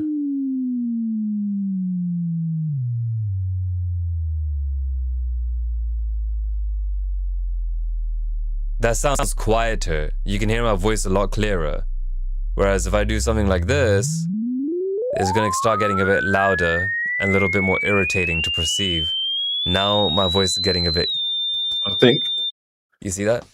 one thing to particularly note is that when you look at the dB meter, it is literally like as the pitch is going up and down, it is literally flat. It stays exactly the same. It's not moving at all. It's just how we feel. Focus on that. The red dB meter, while he's doing it, you can see it just stays where it is the entire fucking time. And you wouldn't think that just by listening. Yeah. True. Yeah, actually, that's true. The meter is exactly the same. See? Yeah. It does not move at all, but it sounds like it should be moving, right? Exactly. It should. God damn it. Ugh. But yeah, it should feel like it's it's moving. It feels like it should be moving, but it isn't. Digital is not the same as what we subjectively feel. So, anyways, moving forward with that, right? This is why we have this thing over here saying, hey, hearing gets sensitive after here, but when we get really low, we don't hear it as much anymore. These are the coefficients with that filter. Don't worry about that. Fridge speakers can't handle this, bitch. Gotta move over to my TV. I hope that this is actually educational to a certain extent. I want you guys to learn this because you guys will have a good time with it afterwards. At some point in the future, you'll thank me if you're going to be in audio. I swear down. All right. G are the weighting coefficients for the individual channels. So, okay, let's go back to our paint. So this is our K-weight filter, mean square. What does mean square mean? Mean square means that, how do we measure this? Basically, what it means is your audio is going to be playing a bunch of crap, right? Whatever. But there's going to be a 400 millisecond gap. Like, it's going to measure 400 milliseconds at a time, right? With a 75% overlap between the two. So basically, in the next 400 milliseconds will also be measured. But with a, the other 400 millisecond will also be measured. But there's going to be a 75% overlap between the two, you know? So this will also be accounted for. That way we're making sure that every base is covered. Even the next 400 milliseconds will also be covered. So we're also taking a look at the difference between these gaps, because we know if we didn't have this 400 millisecond overlap thing, some asshole's gonna come in and make it really loud on this bit, and then really loud on this bit, and then really loud on this bit, and just be a dick about it, right? So, you know, we have this overlap to ensure that like every 400 milliseconds and with a 75% overlap. That's what it means. It's just saying that we're gonna measure in this long sense of time, right? Gate just basically means, I'm just like summarizing it, that like loudness is measured over a period of time, right? So if you have a song going from here to here, right? Let's do a timeline. So you have a song going from here to here. If you come into the situation where your song is like, let's say -0, -60, right? Now your song is for some reason doing really well, and it's running all the way through at like -14, right?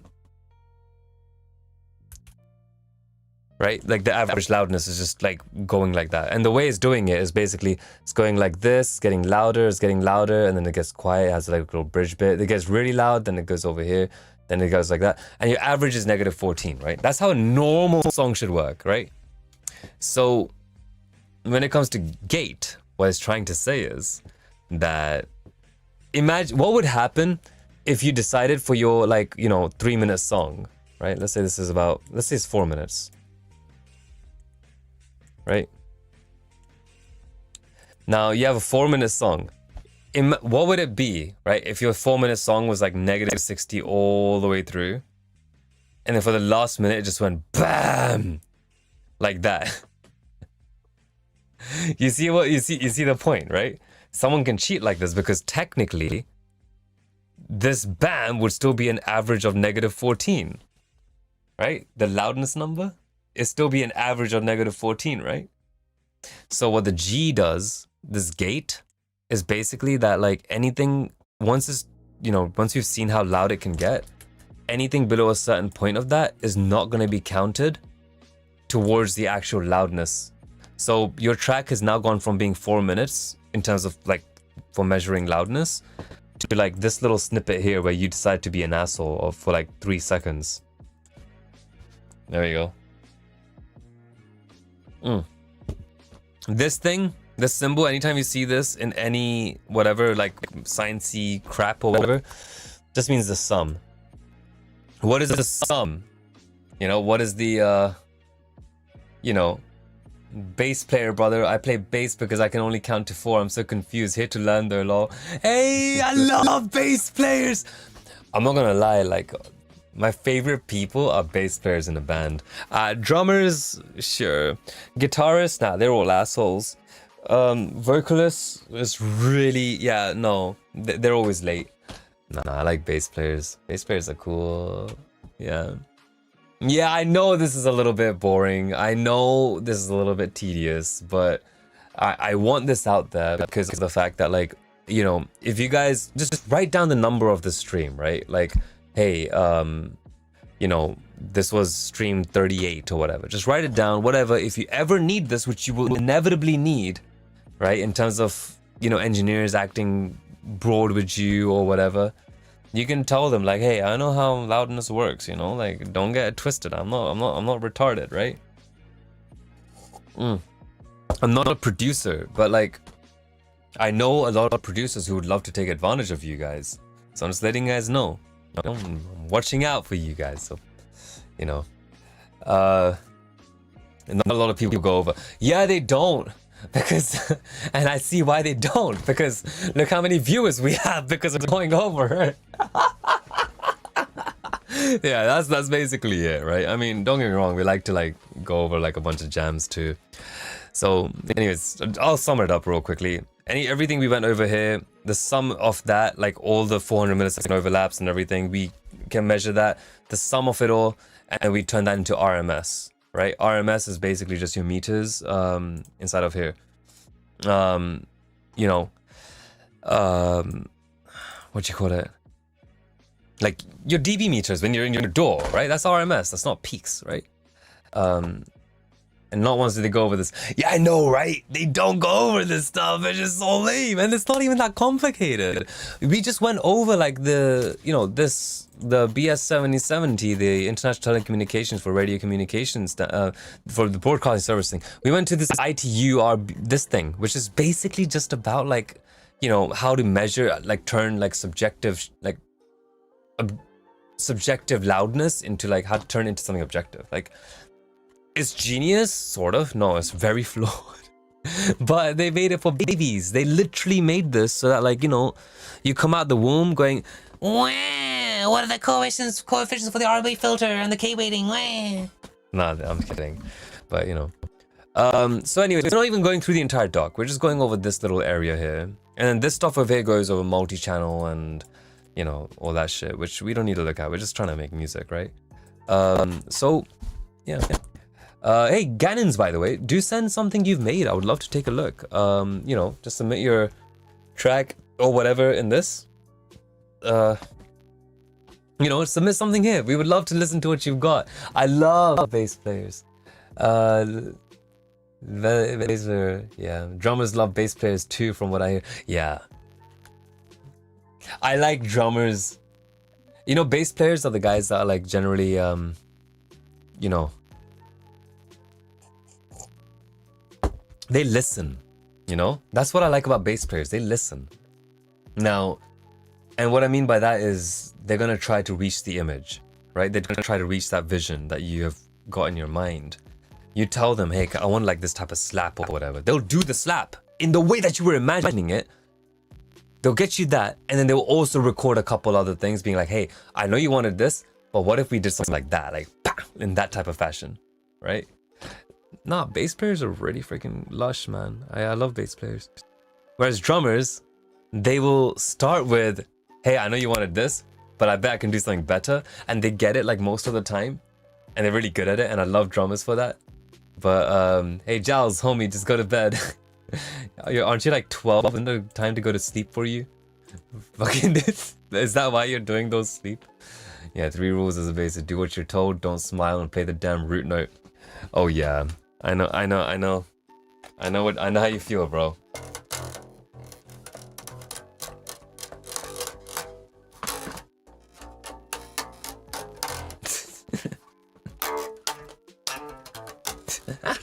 I know, I don't have a good bass, but you know, yeah, just play the root. Just play the root and don't go anywhere. I like this guy.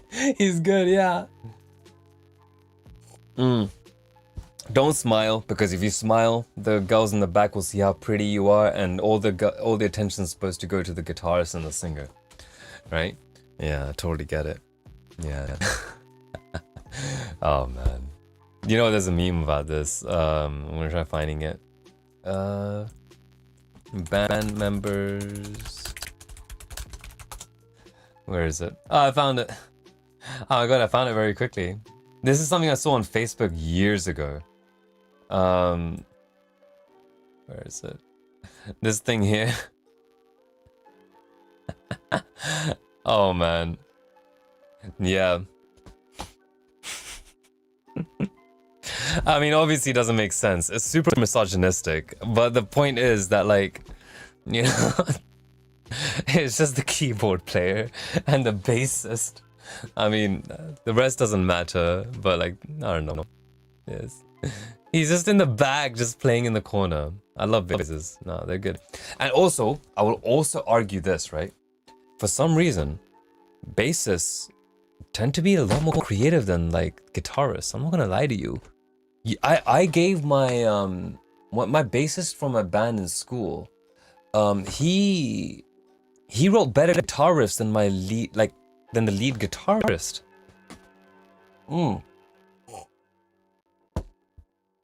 Somebody did what, Radar?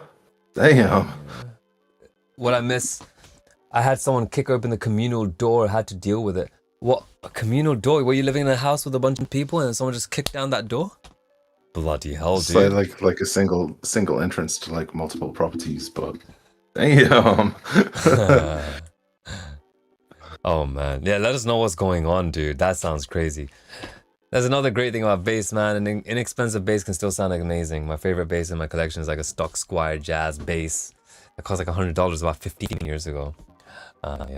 Yeah, basses can sound really lovely if you like, you know. I don't understand why you need a low B string as a bassist. Actually, no, I totally understand why you need a low E string as a bassist. Do you know how many times I've had this trouble where I've been like up in the upper frets, and like, you know, I've just been like jamming out, and for some reason I decided, you know what, I want to jam out over here on the 9th fret, and I want to do all that shit, you know, do some scales or whatever, and I'm over here and I'm like, I want to hit that resolution, over here, and then, oh shit, there's no string. Homie, I can't freaking land the. Yeah, but you should never start off with a 5-string bass. Always start off with a 4-string bass, and then move to a 5-string after you realize you're an idiot. Yeah, that's how you play bass. That's how you do 5 strings. When you realize you're too ADHD to plan out your jam sessions. Like, you know, yeah, like you're just doing it in the middle of it.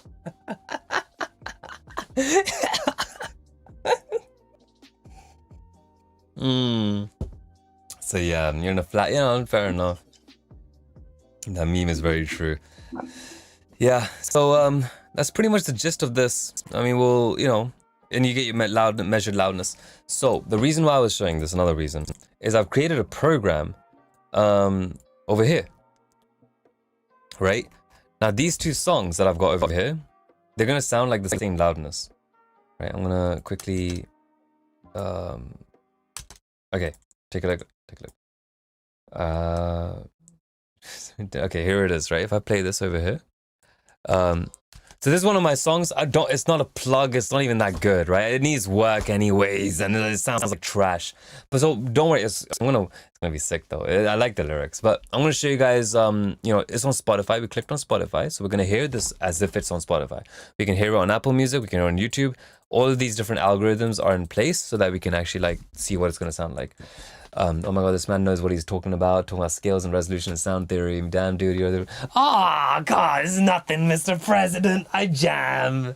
Oh, stop it. No. I know a lot of people that are way more experienced in stuff than I do. Yeah. Oh, kill switches. We're gonna take a look at what you did. I'm excited, yo. I'll just quickly go over this program real quick. I want to tell you guys about loudness and how songs are gonna sound like on different platforms. And then after that, in terms of LUFS, True Peaks or whatever, and then we'll quickly go over that. So this is a program I'm making. And with this program, what's gonna happen is basically I'm hoping to make it free, right? Just put it on the website, set it out there. I don't really want to charge for it. The reason I want to make it for free is because, like, I'm not a fan of producers. I want musicians. I don't like producers. I know I do production for a living, but I don't like the whole aspect of needing a producer in this type of fashion.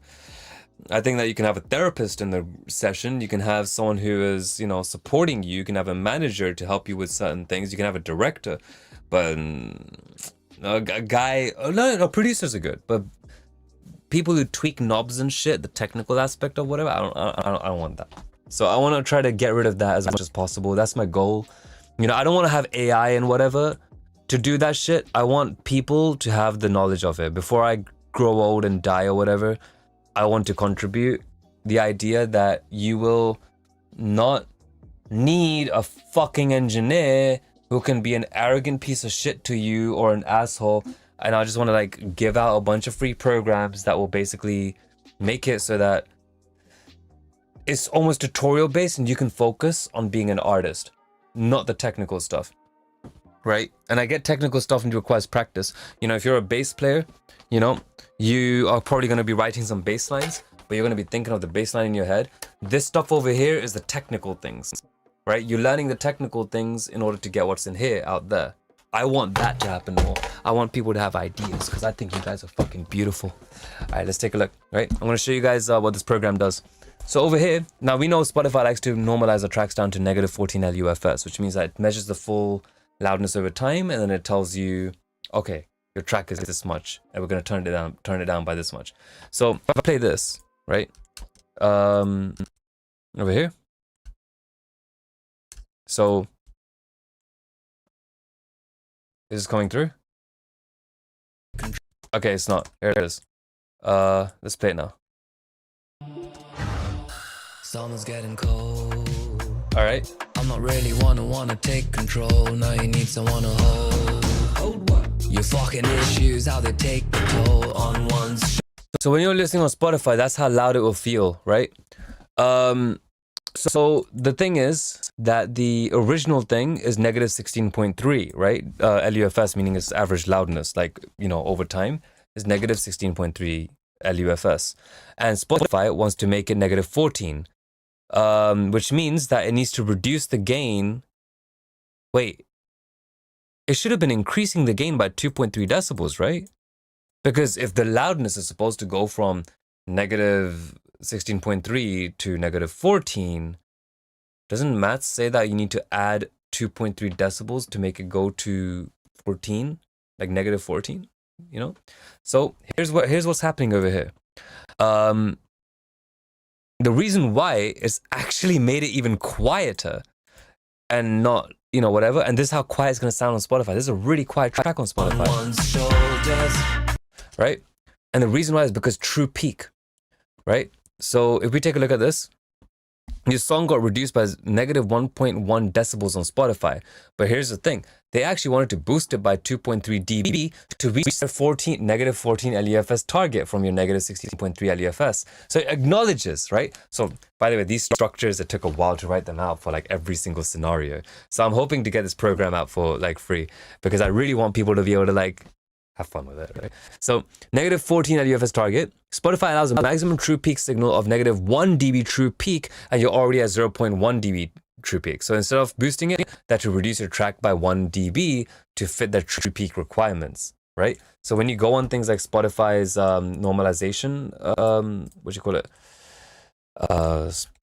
Spotify LUFS standards, it will tell you on their website. Here it is.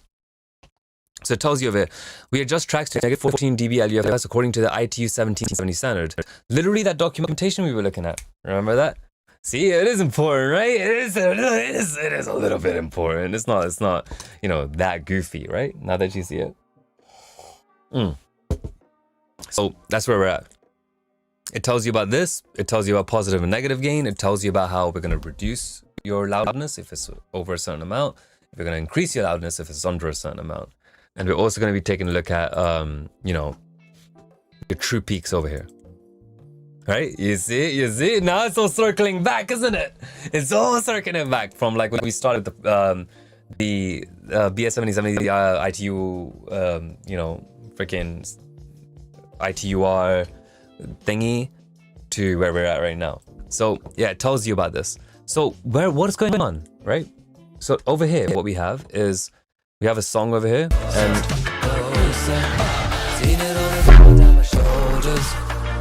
oh, what happened over there? That's a massive peak, right? But if we remove that true peak, what happens? So we're at negative 16.5 LUFS, same thing, right? Basically the same thing. It's like 0.2 because of this little thing, but it's okay. Who cares?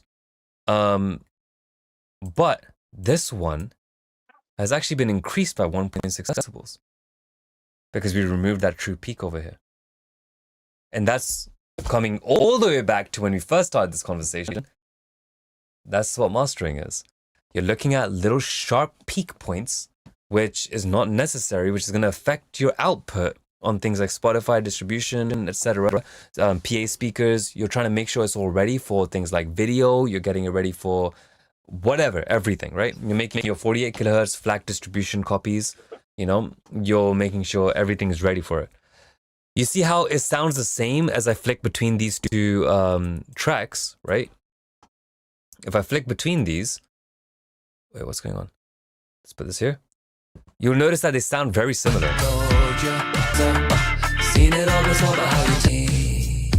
If I was a friend, I would wanna listen. But this one got way louder, but they're the same fucking thing. But on Spotify, these two files, because I removed this little peak over here, this one's gonna sound so much louder just because I removed this little thing over here, right? And it's not even about removing these things. This is an obvious example, but sometimes, homies, if you don't use a true peak limiter or something, you know, that catches inter-sample peaks, you're gonna get your shit made quiet for reasons that you don't even want it to be. So it's good to tame that shit, you know, get all that artifacts to sound more pleasant, you know, as opposed to something that's going to be destroying your loudness in platforms. So yeah, that's pretty much what it is. You can see your bottleneck is going to be your LUFS or it's going to be your true peak. And in this case, our bottleneck is the true peak, right? But let's take another song, right? Let's take Espresso by Sabrina Carpenter. You like these pop women, right? Okay, let's take a look at one of them. So this is Espresso by Sabrina Carpenter. If we take a look at the file, they can see it's doing the offline analysis right now. Oh, I accidentally restarted it. One sec. Here we go. It's going to do this thing. And what we're going to be able to see from here is basically barcode waveforms. Oh yeah, man. I can see it already. Like, this shit has more fucking... Yeah. This has a lot of freaking peaks. Here we go. So, the LUFS of the song is negative 7.1 LUFS. That is a really loud song, right? So, let's play this, and you guys will go deaf, okay? But then what we'll also do, as we're playing, we'll click on Spotify to see what Spotify will do with this file, okay? Take a listen. Think about me every night, oh, is it that sweet I kiss so Spotify. you can sleep, baby, I know Whoa! that- Whoa. Do you see how quiet it got? Because that's what Spotify will do to this song. Because this is negative 7.1 LUFS, it wants negative 14. So it's going to turn down the track by negative 6.9. Your song got turned down by negative 6.9 on Spotify, even though you have a true peak of 0.7 dB, giving them lots of headroom. They can't use it. Your track is 6.9 LUFS louder than their normalization standards. So Spotify reduced your tracks by 6.9 dB to meet their loudness target, making it sound quieter than you mixed it. Right? Those took a while to write. I'm so proud of this. But yeah. Hi, D-Break. Yo. BBG D-Break. How you doing? It's lovely to see you. All right. But anyways, this is the program. I hope, I'm really excited. If you guys have any suggestions or anything, what kind of things are stopping you from getting music out there, please let me know. I want to make sure I can, get a lot of this stuff down. I want to make sure you guys can do these things. Just let me know what you guys need. And trust me, I'm not going to look at it as like word for word. I want to try to understand what you're saying. Anyways, let's take a look at some of these submissions. We've got... Oh, there's quite a few to look at today. Oh, wait. These are all 18th. Wait, where are the rest of them? And there's another one in topics. Steam trailer. Awesome game that changed heavily over the years. Oh, I want to look at this. But we'll take a look at that shortly. We'll take a look at a few songs. This is a lot of submissions by Hyperbeta. So we're going to take a look at... First, I want to look at that guy who looked at the tutorial. Was it not Giles sending those? Was it not? I don't know. Probably Giles. But the guy was like, saying he's falling asleep. So I'm going to let him sleep. Let's take a look at what Kill Switchers had in mind. Prod Mutant also sent one. All right, let's take a look. Yeah, we got to check Prod's track out. Yeah, let's take a look at Prod's track. Ghost Story is pretty cool. Should we take a look at Ghost Story first or Prod Mutants? Let's take a look at Ghost Story. And let's take a look at Prod Mutant. He submitted his first, right? This one's before, so we'll do this now. Homie, do you want to send it to me? Yeah, I was going to say I'll go ahead and get that file while it plays. Or would you rather just send it to you now? Anyway. Send it to me, yeah. D-Break, we're going to take a look at yours too. I'm excited. We're going to take a look at all of these in a row.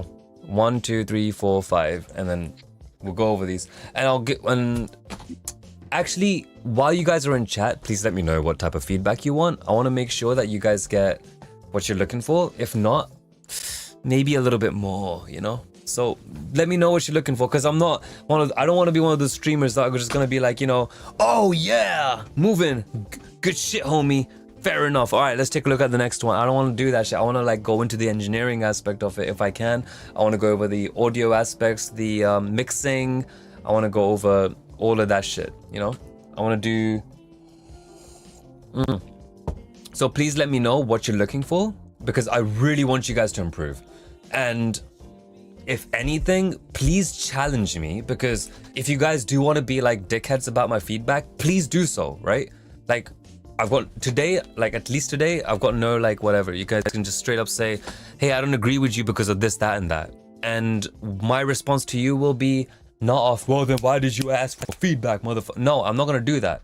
What I want to do is I want to address why you might be feeling why you're feeling. And I might even just maybe even correct myself and try to give you a better direction based on what you're trying to achieve, right?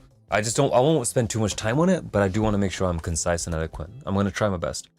So let's take a look. We've got this track over here by Prod Mutant. We'll take a look at this one first. No personal taste. You give me your honest thoughts. No personal taste. Just globally wise and a rating 1 out of 10 if you could. Let's do that. Yeah. Could you Spaceman, can you also send me yeah. Kill Switches 1 and D-Break, because they're letting me know exactly what they're looking for. If the other people let us know okay, what they're looking for, then we'll also go through theirs as well. I want to really make sure that we're getting the highest amount of help out as possible per second. I know I'm min-maxing, right? But all right, let's take a look. So, we're gonna have a good time with it. Who is do we know who Darzini is? Darzini? I don't think Darzini is here right now. And we've got deep break, Oh. kill switches here mostly. Alright, I'll get you those two then, Dazini. We'll catch up. Let me with know that which one guy. you're sending first They're because still here? these files have weird names. I've sent you, Prod Mutant. yeah. Yeah. I think Prod Mutant's not here anymore. So, Alright, should we go to kill switch? yeah, send me kill switch. We'll take a look at his first. Gotcha. We'll go over Prod Mutants after when he's back or whatever. I got you. Um, Oh, that's a big file, 75 megabytes. Damn.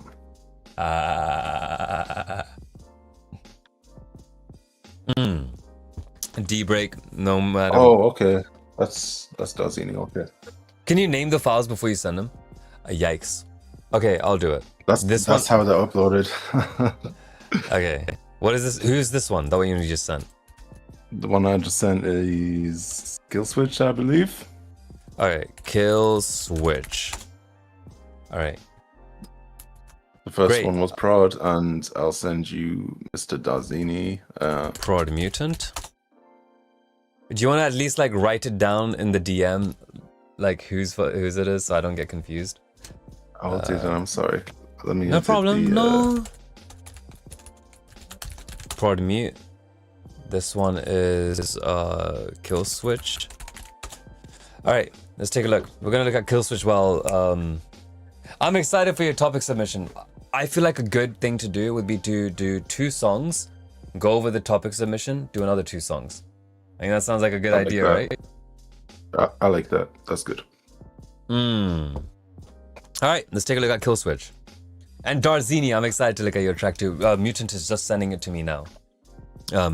In the future, we're gonna have it so that I can basically just like, you know, in this website, I can just click on these 3 dots, like over here, and just download the stem. You know, that's gonna happen eventually. Yeah, there's just been a lot happening in Mutants. Oh, sorry, in Spaceman's life recently. It just came out of nowhere. So like, even I'm very strict with the people I work with, but even like I even understand this one. This is pretty crazy. So yeah.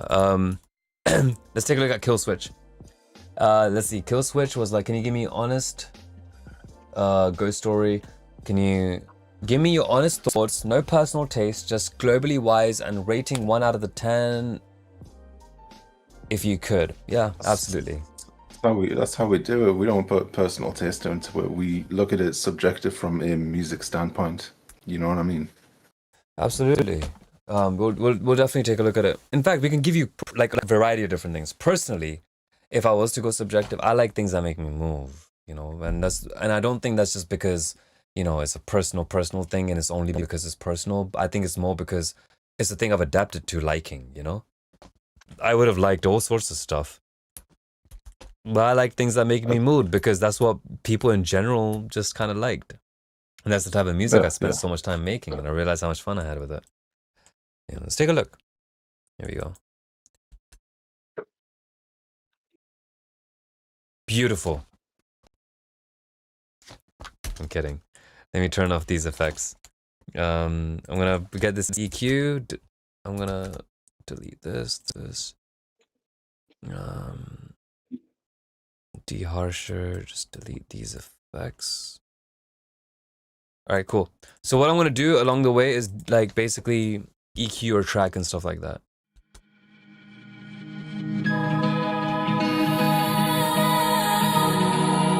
Oh, that's piercing. There's no reason for that. Unless it's quiet in the beginning in relation to the rest of the track. Let's give it a shot.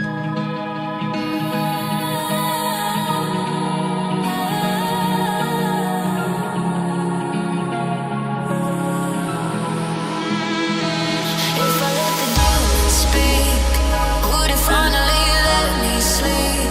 I keep my eyes shut wide awake, counting every breath I feel.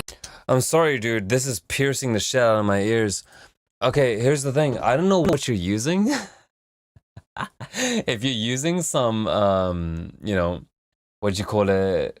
Some analog EQs to crank up the high end, whether you're using RVox or some shit, figure out what's making that high end so airy and presency. And I have a feeling Mr. Killswitch, I think I know what you're doing. Because when I hear this vocal, guess what I don't hear? If I let the demons speak, would it finally let me sleep? I keep my eyes shut. You know what I'm not hearing? Killswitch, in the vocal, what do you think I am not hearing? Think about your signal chain. Tell me what you think I am not hearing in your... Give it a shot. Think about your signal chain. Think about your EQ. That's a clue. What am I not hearing from your vocal? And why is it that you've had to make the high end so piercing? Don't think about genre. Stop that. Start thinking about... Boom. There we go. That's exactly it. Low mid, sort of, yeah. But more precisely, I'm talking about the fundamental. Your fundamental in that vocal is what we're looking for, right? So what you've done, and I totally get why you did it. Da ba da ba da ba da da ba da ba da ba da ba da da. All right, so if I have this vocal over here, what you've essentially done with this vocal, da ba da ba da ba da da ba da ba da ba da ba da da. You do want to have that fundamental come in, like that's important. I mean, I'm doing like EQing, even though I've already got EQing on the voice, but it doesn't matter.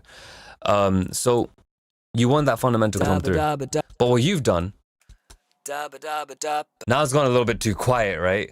Oh, what do we do? Because if things go too quiet, what do? We crank him up.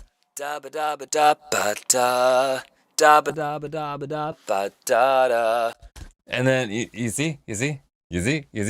Ah! Yeah, I'm keeping an eye on you, Mr. Killswitch, yo. Not just the low mids, you want the fundamental, okay? All right, let's take a look at what you have next. Ah, yikes. Okay, let's turn that down. Love you though. Thank you for submitting. If I let the demons speak, would it finally let me sleep? I keep my eyes shut wide awake, counting every breath I fake. I carry pain I couldn't show. Said I was fine, you didn't know.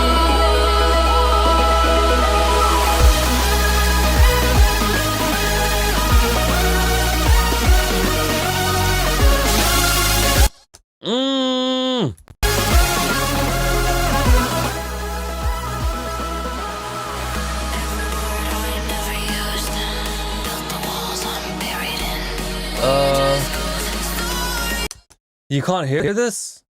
I swear it's coming through loud as shit. I'm surprised you guys aren't deaf. Okay, let's see.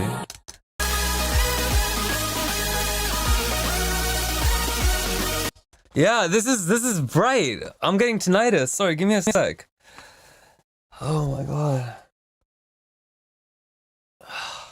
Jesus fucking Christ. Okay. All right, let's get back to this. We can hear this. It doesn't matter what style of genre it is. I had the high end removed, so it's flat. This is not high end removed.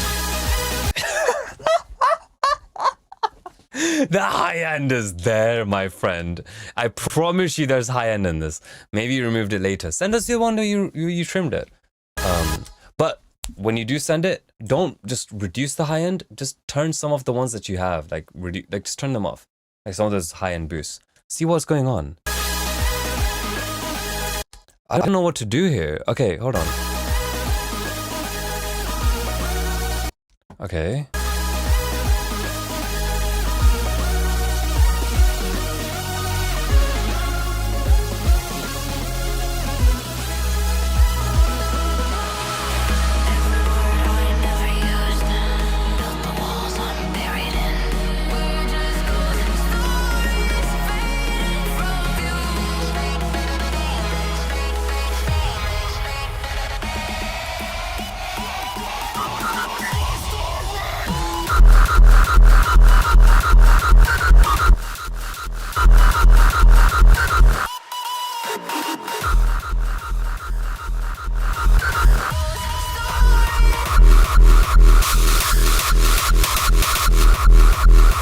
I'm sorry, I'm not giving myself tinnitus.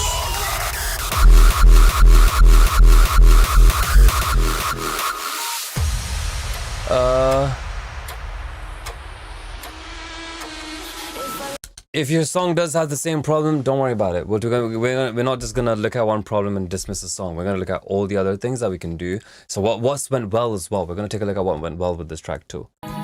So we're gonna take a look a little bit. A smidge is such an understatement. Understatement of the year, Dragon.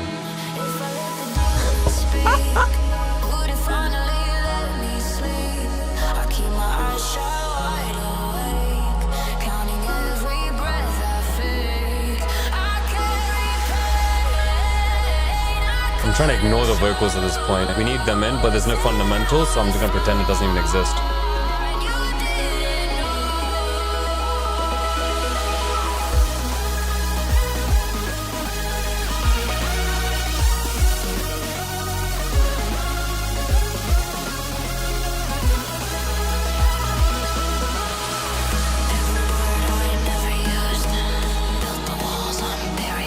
Yeah, I get hardstyle. I know what hardstyle is.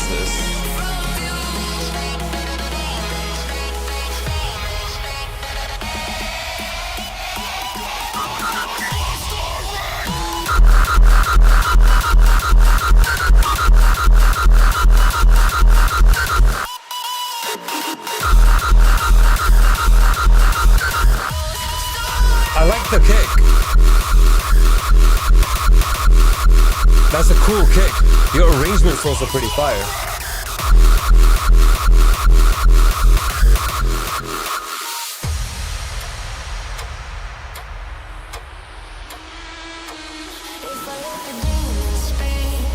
Yeah, I like it. The arrangement works really well.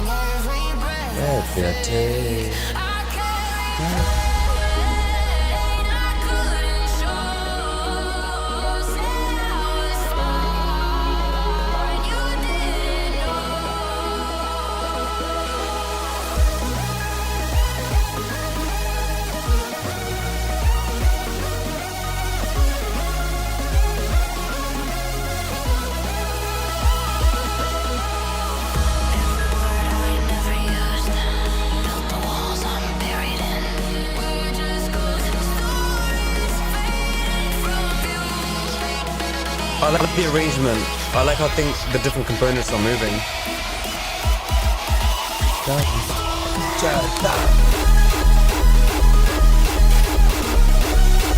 Yeah.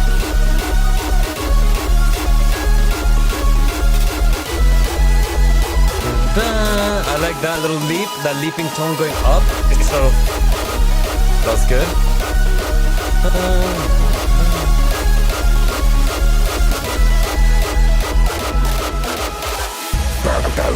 You gotta let that come through a bit harder. But your highs are stopping it from sounding hard.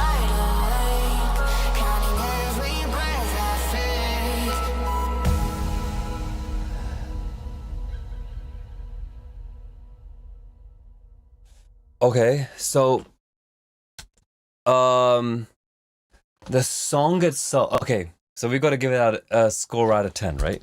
So here's what we're gonna do. Oh my god.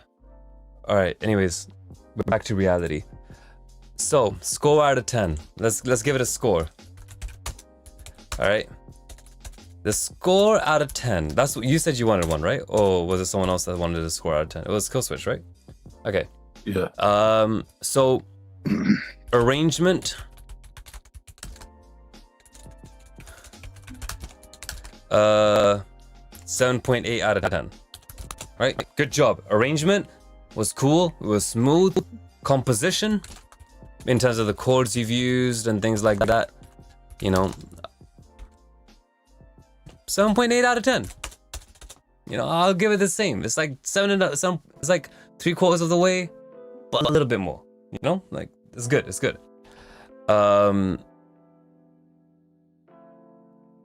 In terms of vocal mixing, you went to a 1 out of 10. General mixing and stereo busing, -3 out of 10. Oh, that's my opinion. Yeah. This is where you're kind of oh, okay, so 8.7 overall to 9.6. Solid 8 needs an EQ before release ready. I feel like I might be coming across a little harsh because I see Solid 8, 8.5 and 7.1, you know. Can you do the same rating? Yeah, I can do the same. Bro, I can do a lot more than just this. I can do songwriting, you know, if you want a rating for that. We can do, hold on, let me open this up a little bit. We can get a different variety of ratings down. Arrangement, composition, vocal mixing, we can do, we'll write these along the way, but like, you know, there's quite a bit of, you know, we can also do production line. We can even do,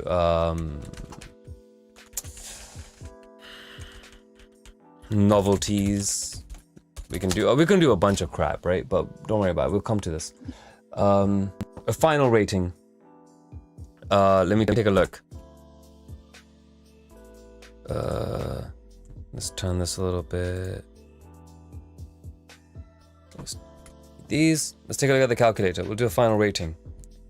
7.8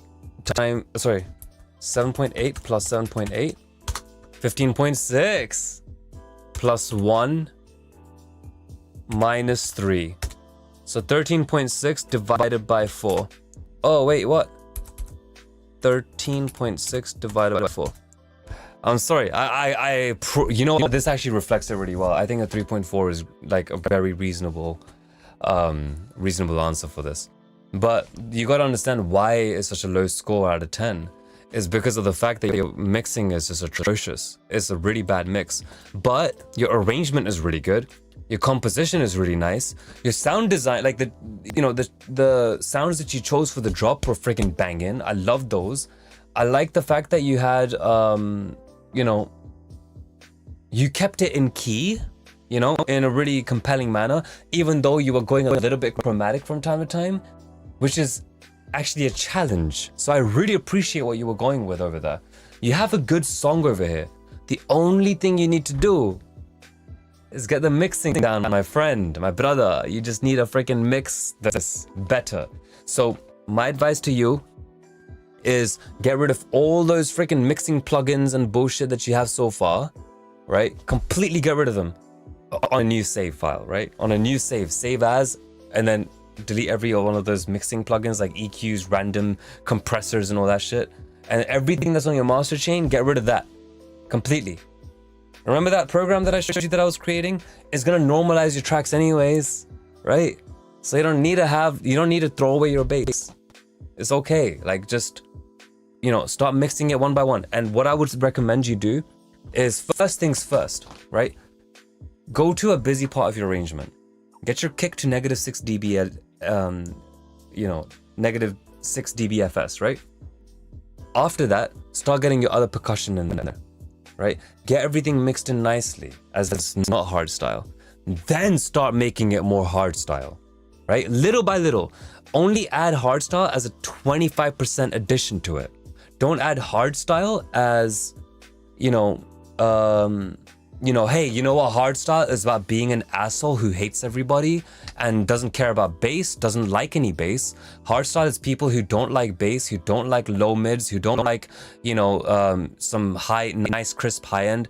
Hardstyle is about people that just want noise in like the 10 kilohertz. So let's turn this track into, hardstyle. So the way to make this track hardstyle would be to do this, right?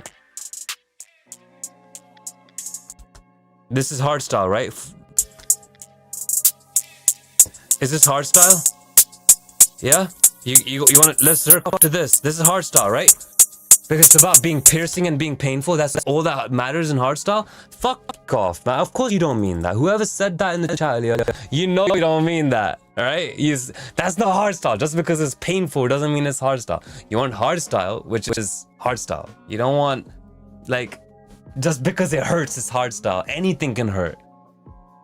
Hardstyle has a strong bass, has a specific type of snare and a kick, right? Like a certain style of it, a high resonant one. Hardstyle has, yes, it does require bass. Unfortunately, hardstyle requires bass. I know people don't like having bass in their songs, but it is required. And the thing is, when you are in a situation where you turn up the highs so much, remember, EQ, equilibrium, equalize, balance, equal, it's relative to each other, my friends, right? So if you boost your low end like this crazy amount, relatively speaking, you have basically made your high end lower relative to the low end. It's not like, you know, you can just boost the high end, because if that was the case, don't you think the best EQ shape would be this? Right? Like, this is the best EQ shape, right? This is the best EQ shape.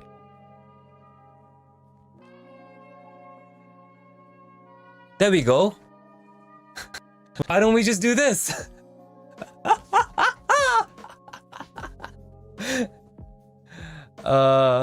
Let's see. I could probably make hard style out of that. Yeah. A few errors. Oh, okay. Let me read the comments. When you do my tracking, you do the same rating? Of course I will, man. How to mix the stereo busing. We'll go over stereo busing shortly. Let me just write this down. Stereo busing. Hey, Vitch, I just found a few errors in the stream thumbnails and titles. In the other way around, I could probably make hard style out of that. Yeah, you probably could. You're creative. I know you can. You're Dragon, bro. Usually hardstyle should be bass crazy. Yeah, the hard and hardstyle isn't hard to listen to. It's song's so good it gets me hard. Yes, that's it. There have been few errors on stream thumbnails. Yeah, but the thing is, I literally lowered the high end. It was really well balanced. Sounded weird different now. I should on to deep break. Because let me play you next mix through my speakers next time too. The only thing is I get the vocals because it's true, but I don't know. It was really well balanced. Look, no fret. Look, my kill switches. I am not somebody that has like a crazy monopoly on this shit, man. Look, send me your track again. Even today, I might take a look at it. If you feel like there's a different export, I'll take a look at it again. No issue. But save it for next week, you know? We are guaranteed to come down next week and we're gonna have a good time with it. In fact, why not give me your stems? I'll mix it live right over here, you know? Why not? You can send it at nm@musicandaudio.studio. If you send it onto that email over there, the stems, I can download them, open them up, and we'll have a good time. All of you guys. My thumbnail is having issues. What's wrong with my thumbnails? Let me take a look. Yeah, he's talking about the numbers, which yeah, The numbers. Confused. Oh yeah, the numbers. Yeah, the little numbers. We need a bot to do this, man. I swear to God. This was the file that was balanced. Yeah. All right. Well. Yeah. Don't worry about the numbers. I know the numbers are messed up. If we go on our channel, it says 31. What are we supposed to do? Like fucking go on live stream, and then like actually go on this freaking edit button and replace this with like a more recent one, like 37.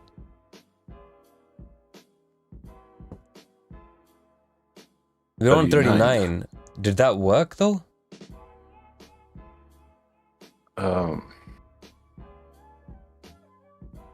Did that?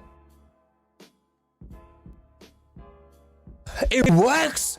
Oh my God! Yep. We've been having to change it every time on post. Okay, hold on. It says 38 twice. On the title, it says 38 twice. It says 39 on mine.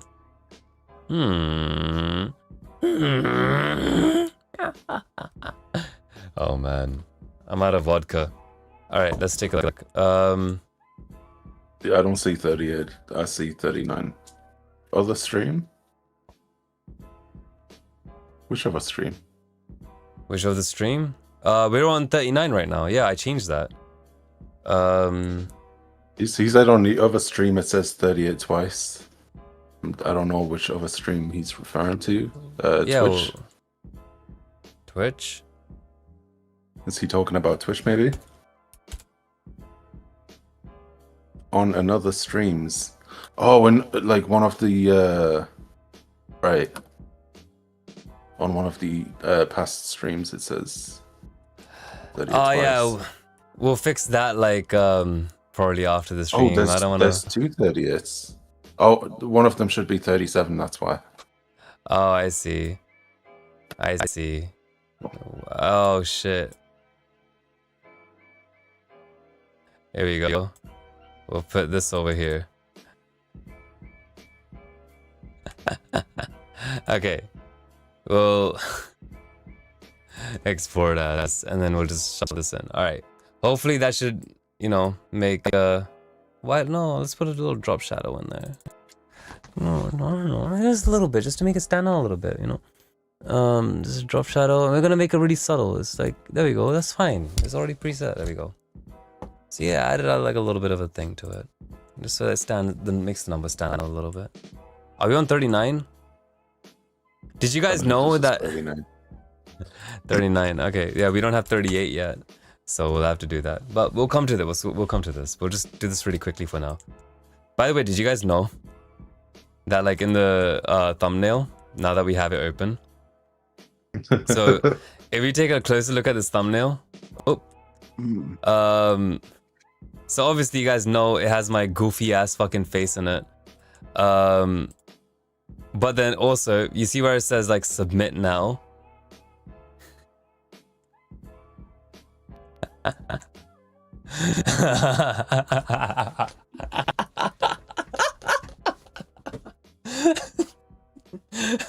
Just straight up went to a fucking BDSM shit over here. Oh man. Well, you know, because you know, you're gonna submit. I'm kidding. You know, you never know, right? You know, like you tap into like some subliminal shit. I don't even know what I'm talking about. But okay, do you think Killswitch should make a music video for his song? No, not yet. Not until his song is actually good and finished. And right now the mix is really, really terrifying. But if the mix turns out good, we can take a look at it a bit more with a little bit more subjectivity, right? Like with a little bit more, okay, well, we don't have all of this noise in the way of the product that we're trying to perceive, right? Once we take a look at that, I think that like,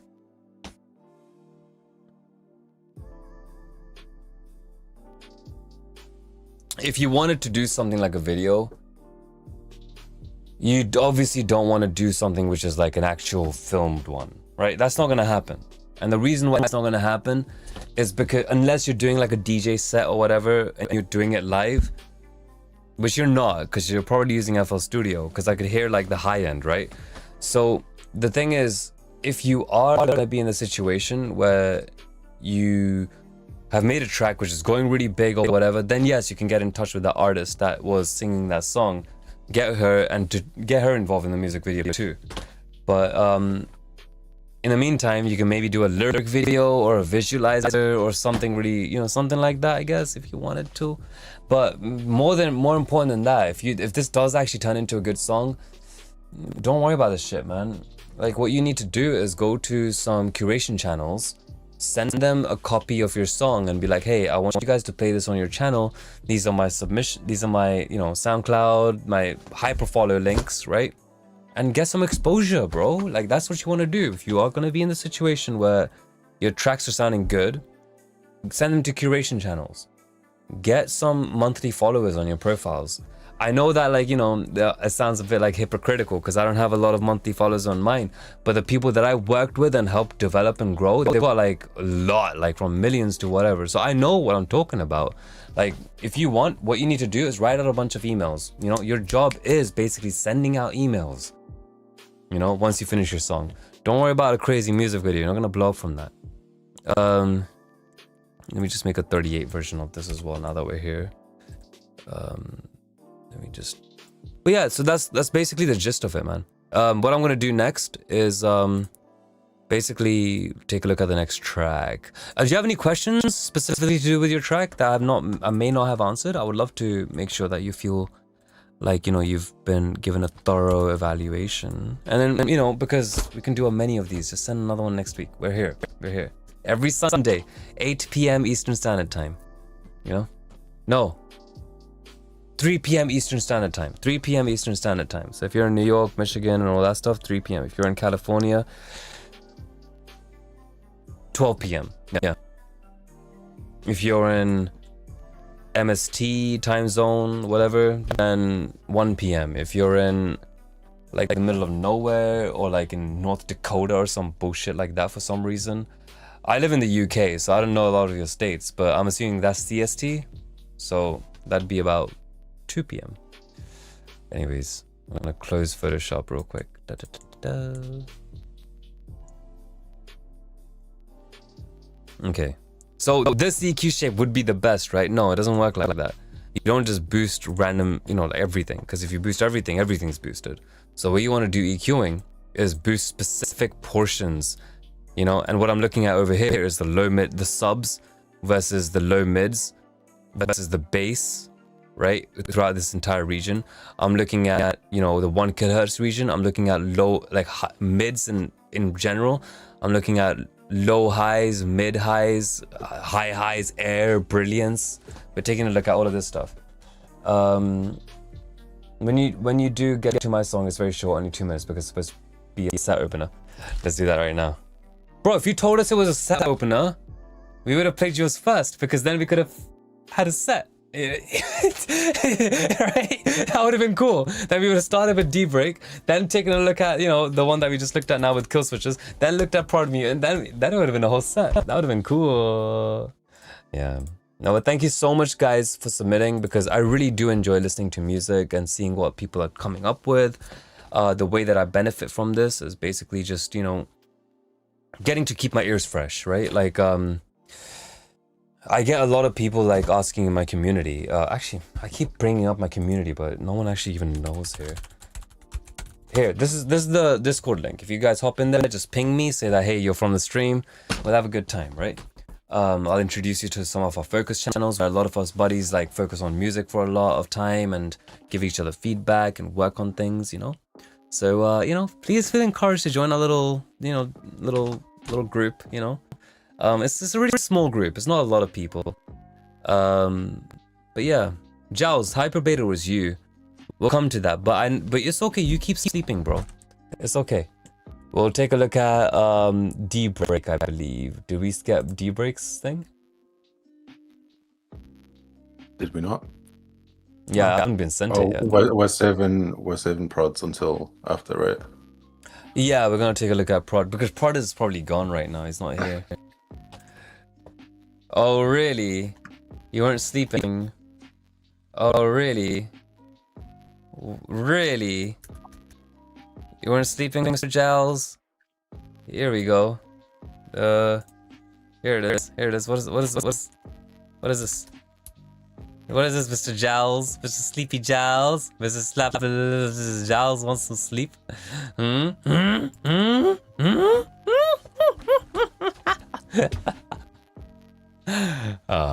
Discord link didn't work.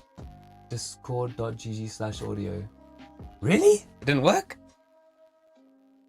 I mean, the community exists. Like, we have the entire server here. Where is it? Like this server here, this is the music and audio. Discord.gg/audio. This is my place. You know? Announcements. Owner. Witch Magic. Oh, you can't click links on live. Okay. Okay, skill switches. Yeah, guys, you know, in these things, I believe you can send your links. I would love to see... Can they send their links on this? Because I really want to, you know, see if we can get kill switches. Artist. Okay, I think this is kill switches. You can take a look at a few more things. Hey, D-Break made it. I was starting to worry, I'm not gonna lie. Kill switches, thank you so much for submitting your track, man. Thank you. It was lovely listening to it. It is a really good arrangement, and I'm really hyped to see what it's gonna be like once we can actually hear it. It's a kiss and a slap, isn't it? But I got more kisses once you fix your mix. Let's take a look. Oh damn, you handsome dude. Good job. Posture, that is a good posture. Why is your head so small? Wait. What happened to your neck? Is this photoshopped? What's going on here? Okay. Okay. On this one, it's not as blurry. I think this one is, yeah. Yeah, is Dutch, right? Okay. Netherlands. Yeah, handsome dude. There's a lot of beautiful people that I know from Netherlands and shit, man. Yeah. There's this girl that I've been like, you know, kind of speaking with from the Netherlands. She's going through a few things, but holy shit. Maybe she's kind of cute, but you know, she's going through some shit, and I'm also dealing with my own stuff, so yeah. Yeah, like I'm kind of getting my mind through some shit. Let's see, he's Dutch, gotta be handsome now. Little Photoshop on the head. Your head is too small. That's the problem, you know. You gotta look at proportions. All right, let's take a look. What I'm gonna do is I'm gonna go for a little pint. I'm gonna bring like a little bit of vodka. Yo, actually no. Should I bring vodka or should I bring beer? No, vodka, right? Of course. All right, and then beer when we start to cool off, because I only got 2. All right, let's take a look at D-Break. All right, D-Break's track is an opener. I have got it in my door. Let's put this over here. The other ones will go a little bit faster. The people that aren't here, but the people that are here will go over it like in a bit more detail. All right.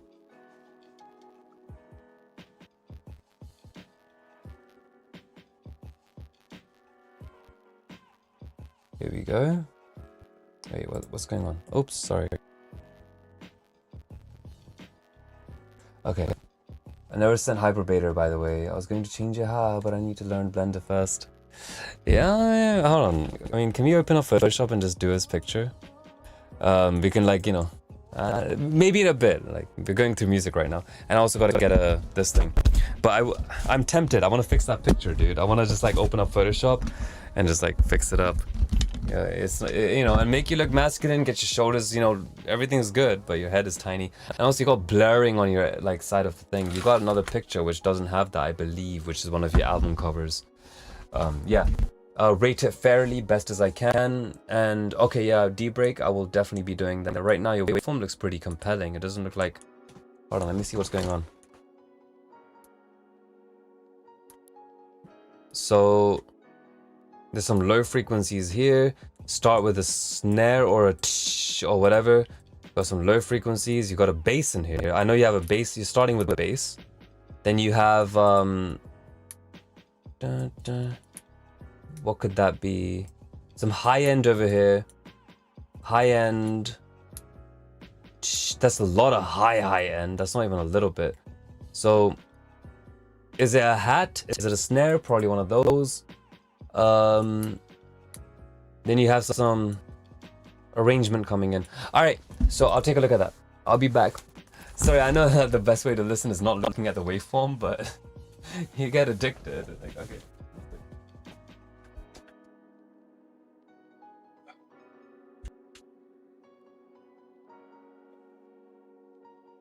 What, Charles? That wasn't you that sent Hyperbeta? Who sent that? Somebody sent like six Hyperbeta tracks in one go. I thought that was you.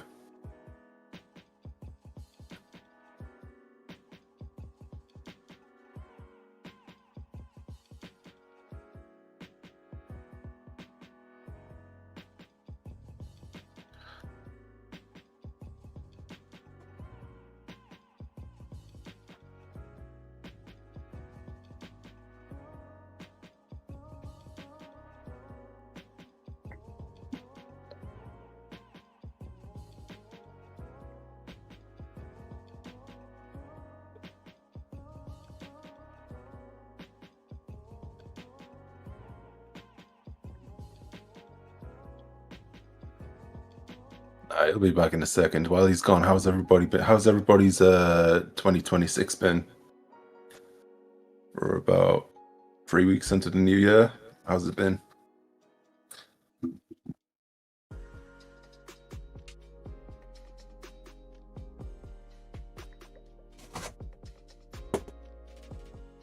Boring. wish I could say the same, Giles. I really wish I could say the same, but it has been busy as hell. So much shit going on, and it's only been like 2.5 weeks. Hopefully it's not a trend, but we'll see.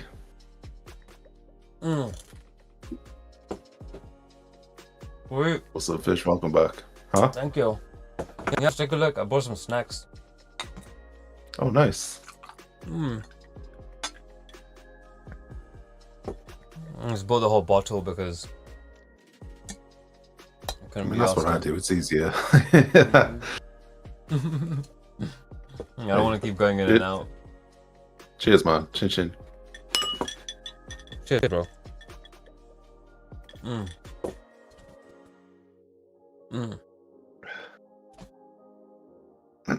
want to make a logo? I'll tell you how to make a logo. You design a logo, right? It's not going to be the best, but you design a logo. Then you learn graphic design.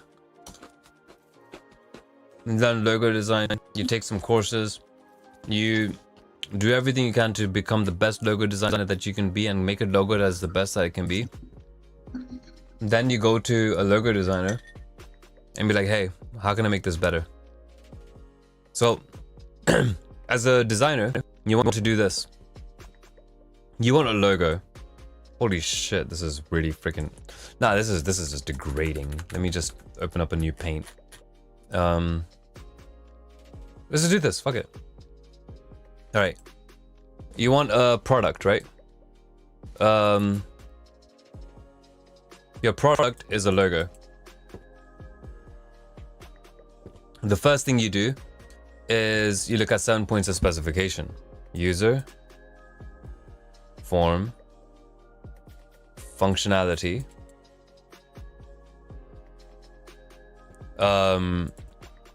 user recs, performance recs,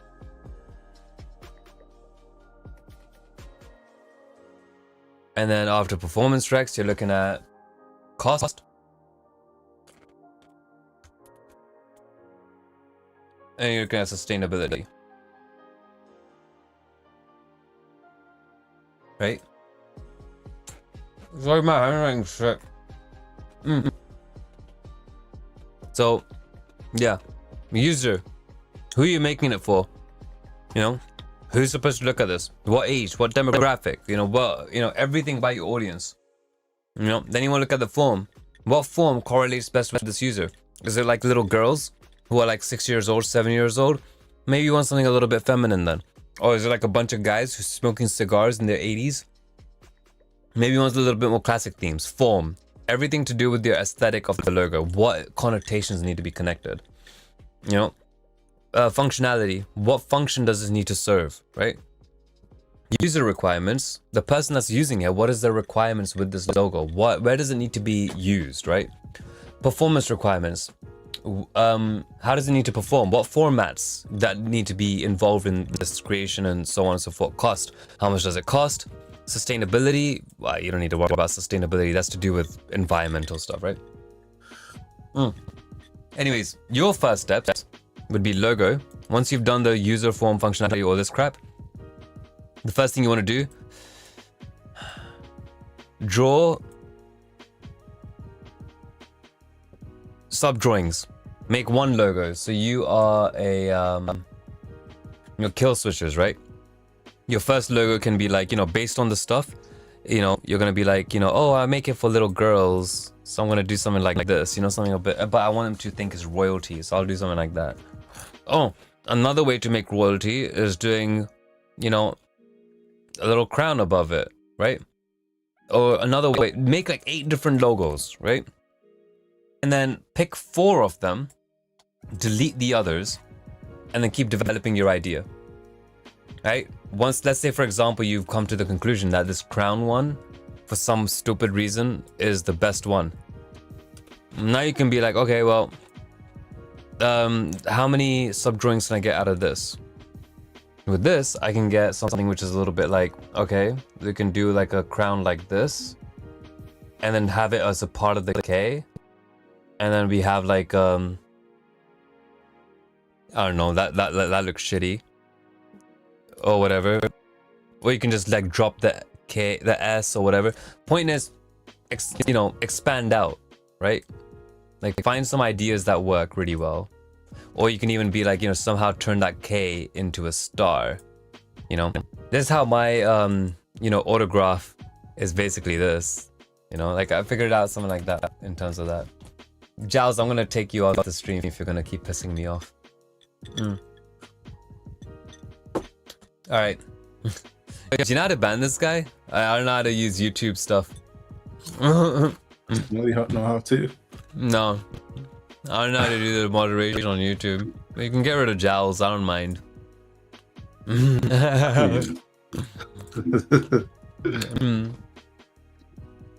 Yeah. Okay, let's see. Deep break. Let's take a look at this track. I already have a sketch. I need a. Oh, what's going on here?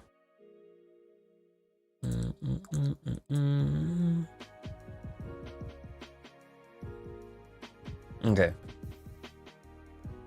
All right, let's take a listen.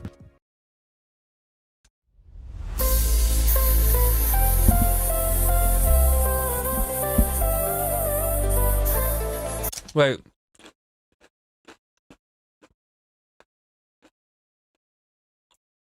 Let's turn off these EQs.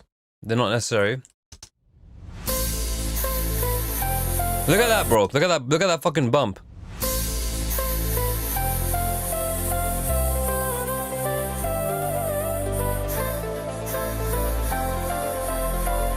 This, what I've done, makes your song airy. What you've done over here, that's piercing. There's a difference between airy, air, and piercing. Too much air makes things piercing, right?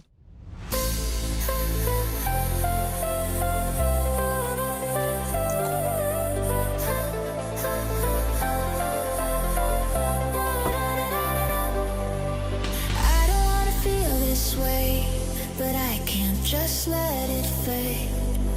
Try to keep it all inside. Some things you just can't hide. We're still here, we're still here. Even when the night feels near, I reach out, but you're not around. I feel you even when you're gone. We're still here, holding on for what we feel. Every memory, every line keeps you close, keeps you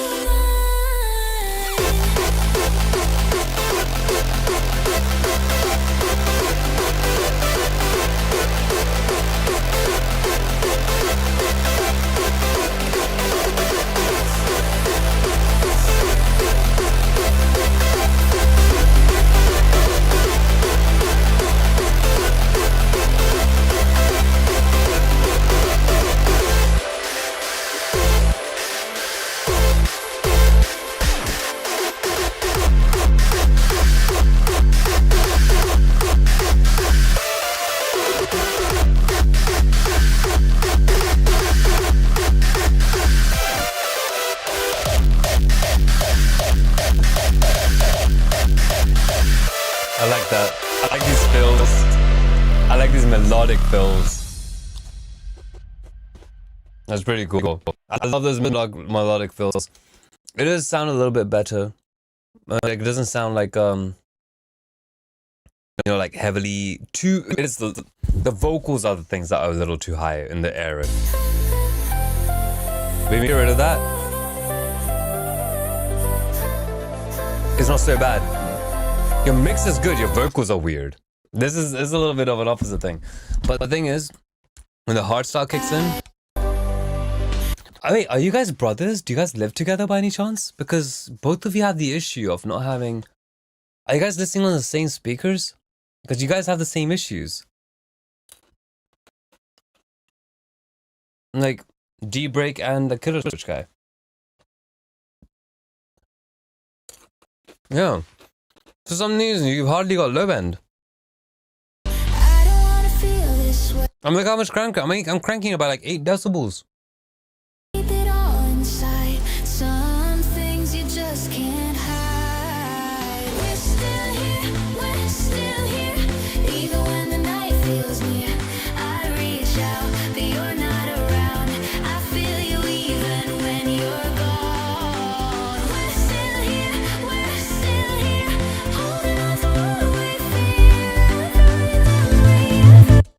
Yeah, I mean, you've got nothing around.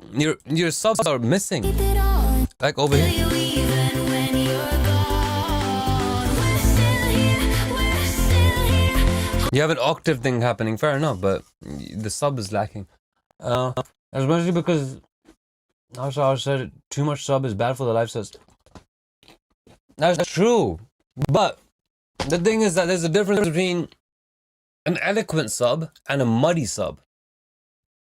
You see what I'm saying, right? It is definitely true that too much sub is not good for, you know, like live set. Even then, if you're taking a look, okay, first of all, how many live sets is this going to perform at? I don't know, because maybe you guys are like constantly doing live sets. You know, maybe you guys are mixing it in accordance to the venue that you're performing at.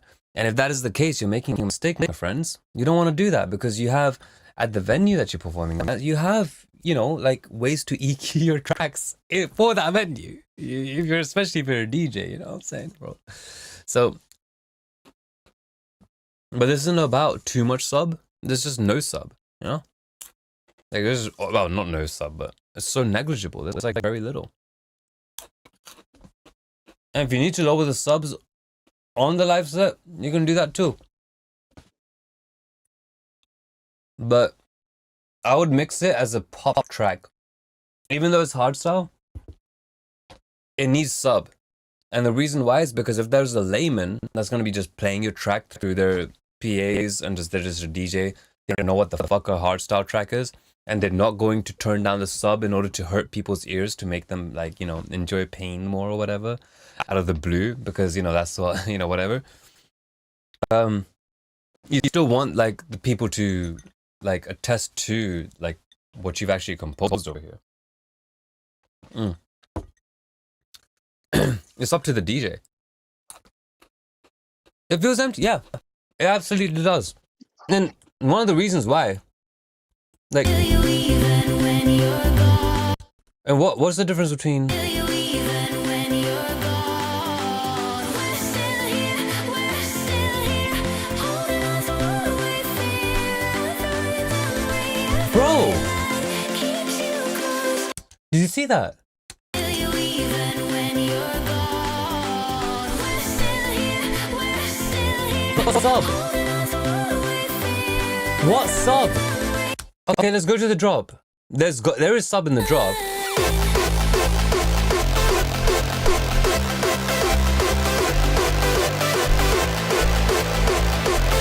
It's like, you know? So there we go.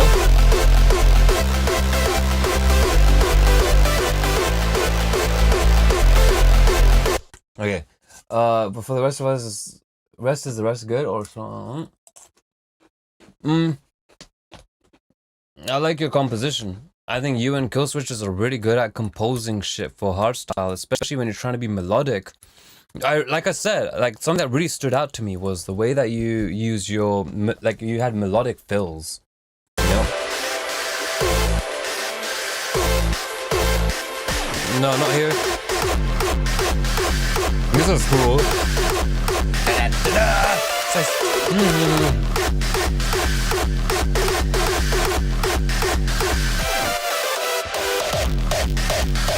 I love this. Your problem is your mix. If you mixed it right, oh my god, Spaceman, give me your blessing to go ham. You can go on 9.4. 9.4. Okay, I'll keep it a bit chill then. So here's the thing, right?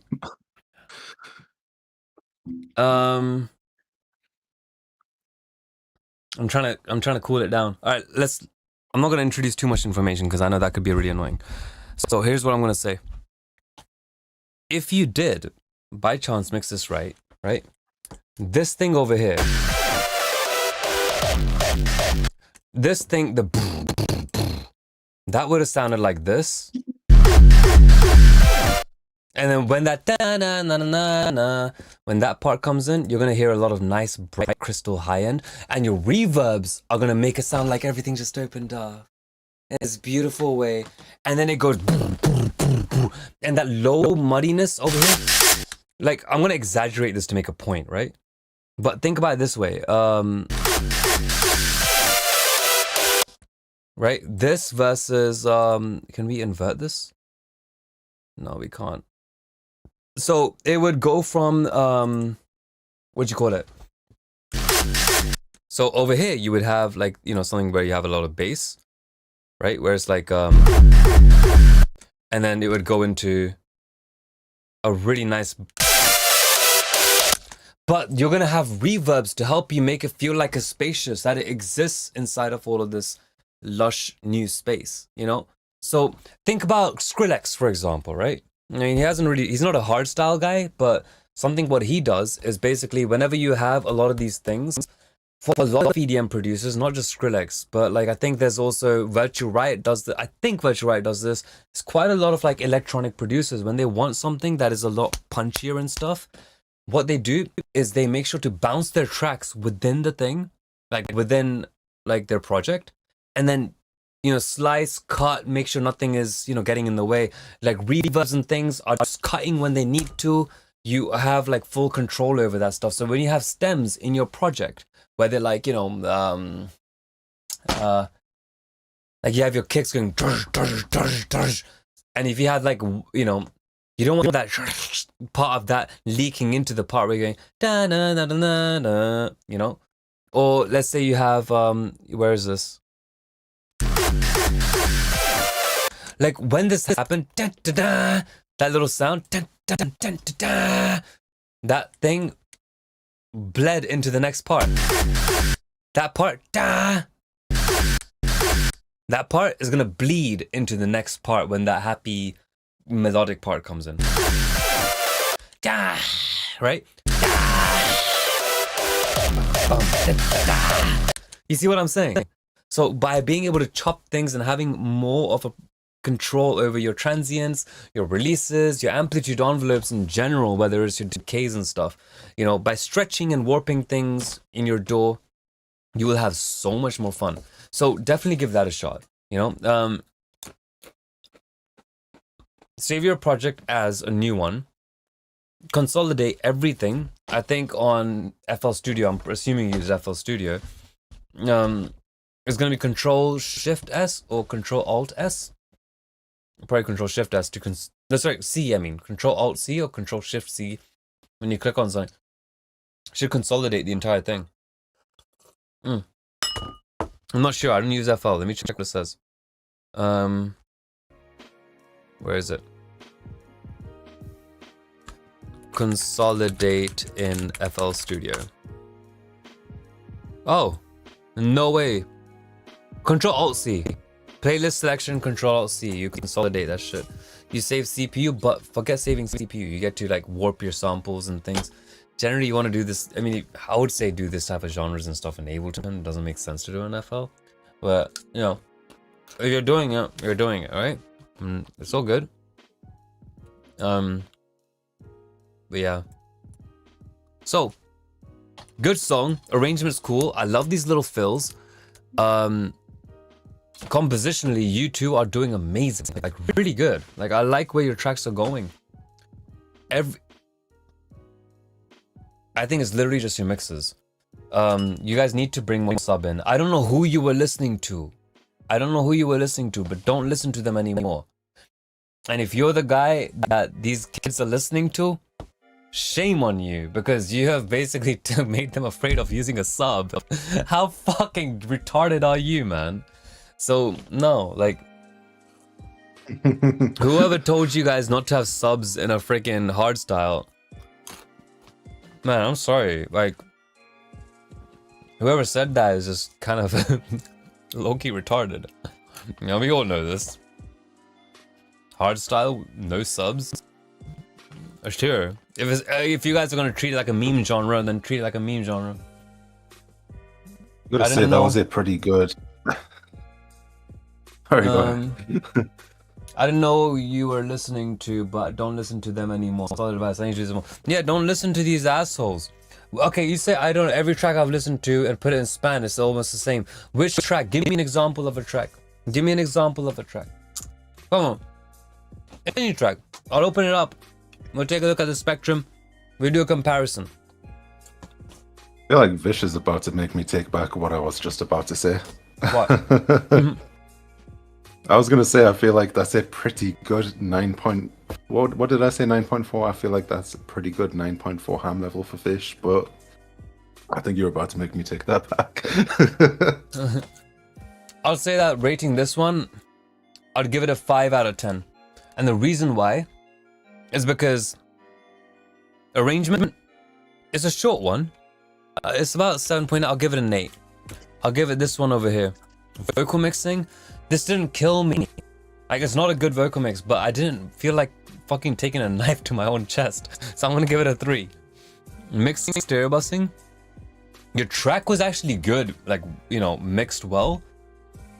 Apart from like some hesitations, which is unfair for you guys, right? I would say the mix, if I ignore the vocals completely, I'd give it a 4.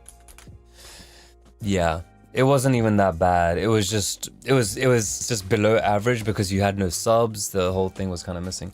So let's take a look. What would this be out of 10? 8 plus 8 plus 3 plus 4 divided by 4. 5.75. Well, it's almost a 6. It's not a bad. It's not bad. I would say it's better than like someone who can't really who's never produced, right? Like, that's definitely better. No. This guy got a higher rating. The previous one was 3.4. This one is 5.75. The brightness wasn't as horrible, you know. The other one has a crazy brightness. Let's take a look at we'll take a look at your articles soon, bro. But one thing I really want to look at is still this track. Before we move on from this track, I want to see what Demi Cannon does.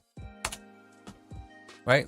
Let's take a look at Demi Cannon, because I want to make sure that before you guys leave today, any misconceptions that you guys have, I want to clear them up. Demi Cannon. Virtual tracks 2. Fall Behind. Okay, I don't know Demi Cannon. So is Fall Behind okay to look at, or is this culturally wrong or whatever? I'm gonna make sure I ask. Can I just look at this one? I'm gonna look at this one. Okay. Come on, guys. Come on, guys.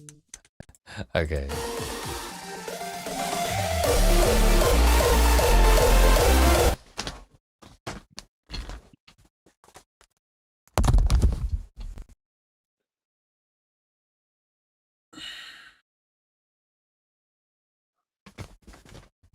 Whoever's teaching you guys production, I think that they're committing sin in the name of Jesus Christ, our Lord and Savior. Allah, our freaking, protector and guidance. Ganesh, our freaking, creator and destroyer. And every other freaking deity. Don't forget the boy Buddha. Yeah, Buddha and shit. Yeah, whoever's teaching you guys prod needs to stop. They need to give up, because they're really taking the piss. How are you guys gonna tell me that this song doesn't have a sub in it?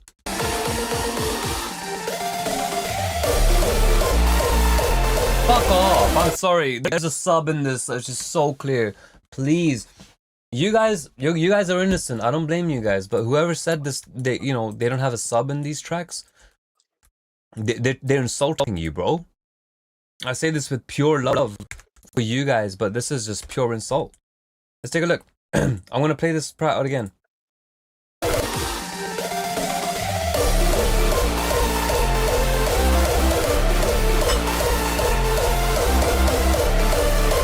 This is hardstyle.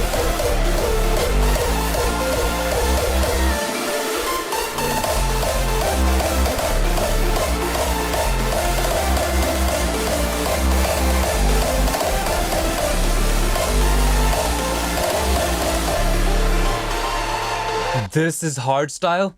Bro, Spaceman, is this the fucking genre that people are saying that I will never understand? Is this a genre that people are saying that, like, you know, I'm too retarded and not with it to get? Guys, there is a fucking sub bass in this. How many times have I been told that, like, hey, this is just hardstyle, don't worry about it? Fuck off. Look at this.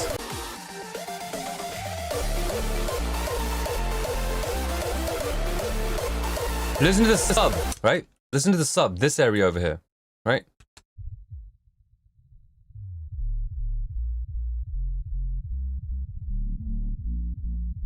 Everything before 200 is literally nothing but sub, right? Which is fair enough. Let's take a look at... Right? Listen, actually, we gotta... The fact that this one sounds just a little bit louder than this one, after this one is this tiny, goes to show there's a lot more sub than you guys might think. So if we, if we normalize the shit out of this one, trust me, that sub is gonna kick through way harder. So I'm gonna be a bit more conservative. I'm gonna say about this much, so just a little bit less than that.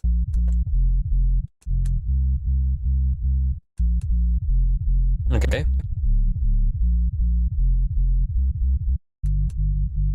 Okay, let's take a look.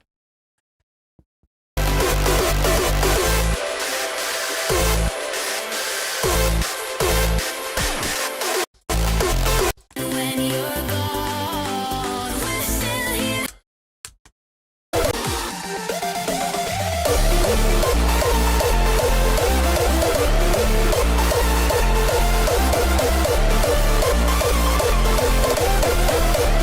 Listen to that sub. I'm not sure if you guys have speakers or not, or like, you know, headphones. But take a listen on headphones.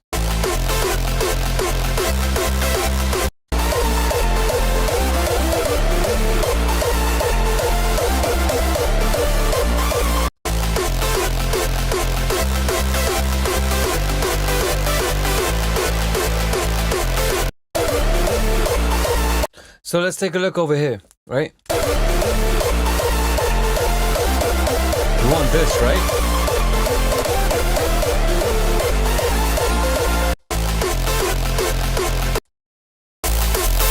Yikes, wrong EQ.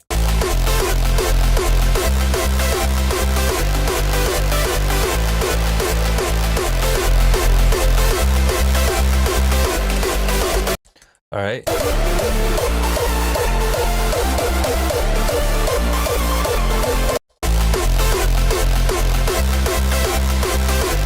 It's a whole 3 decibels of boost. If you want something similar, you want like a 3 decibel of boost, my guy. Like you're a sub. You're a sub. You're a sub in your fucking track. Let's say this again. I'm not trying to insult you. I'm just saying you guys know. You can do it on my drop too, of course, yeah, sure.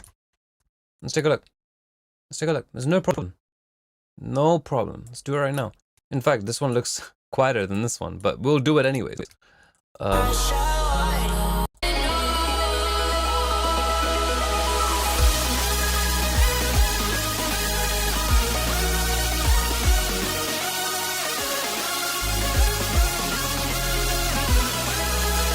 Okay, this is not the drop.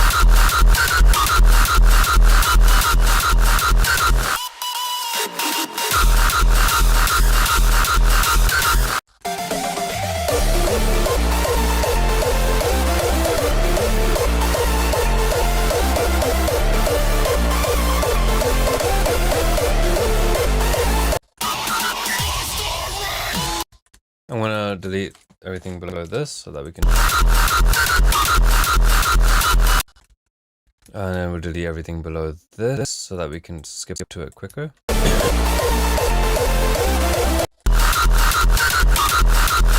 That's way too loud, so we're gonna have to turn this one down.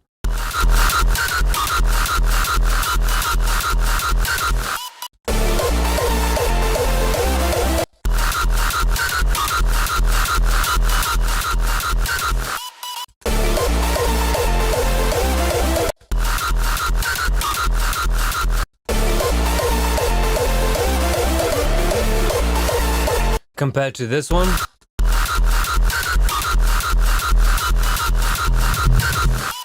you need your second harmonic turned up because that's gonna give you that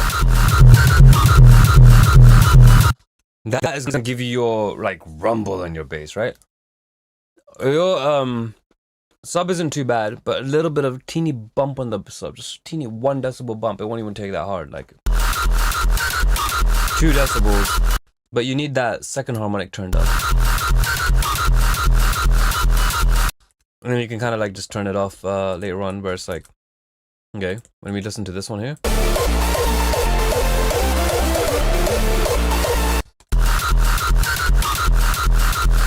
Now it's sounding a little bit more similar, right?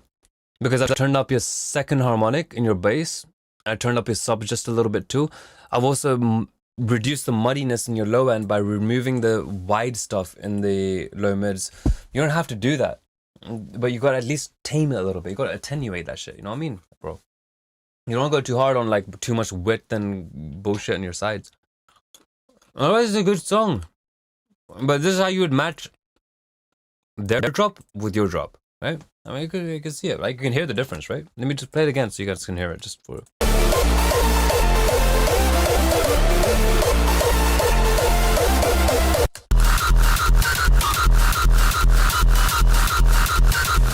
Now the bass is a lot more relative to this one on the right. Am I hearing it? Am I hearing something weird, Spaceman, or what do you think? No, I hear it. Oh fuck I hear what off! you're saying. You should have told me it was a second drop earlier. But... Oh, second drop. Yeah, I was saying okay.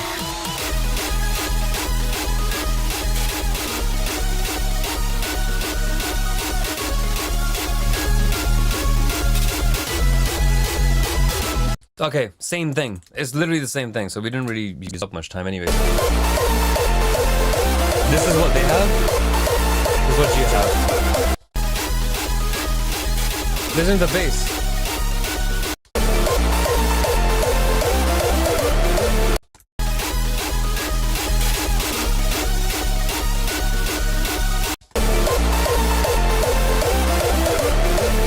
So the point is, you do not need to have so many fucking highs. This is the thing. Whoever is telling you this needs to honestly just jump. Like, get out. They're bad for you. Look at the fucking frequency response, man. Like, okay, this is why I get frustrated at these hardstyle people, because I have a feeling that you guys have some of the worst tutors in this entire fucking planet. The hardstyle people have it the hardest. I can see why it's called hardstyle, because they have it the hardest. Like, no one's teaching them properly. I don't know who it is that you guys are learning from, but everyone's learning from the wrong person. Take a look for this example, right? Let's take a look at the EQ.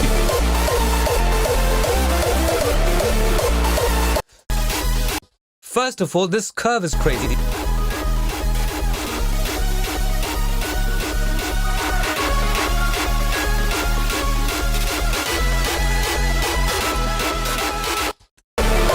So this one over here,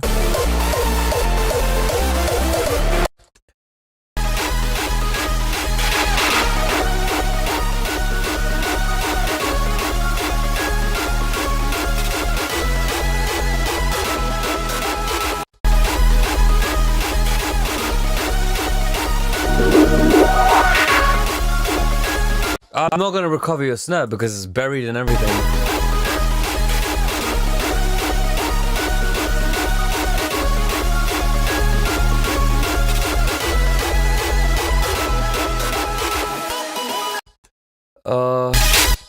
Motherfucker. Okay, sides. This is what I would imagine. This is the shapes that I have to do to make it. By the way, this looks like it's subtle shapes. It's not subtle shapes, bro. This is how much shaping I'm having to do. This is a lot. That's just scale. Take a look at, make sure you always look at the stuff on the right. Like how much decibel increase is actually happening, right? So let's take a look.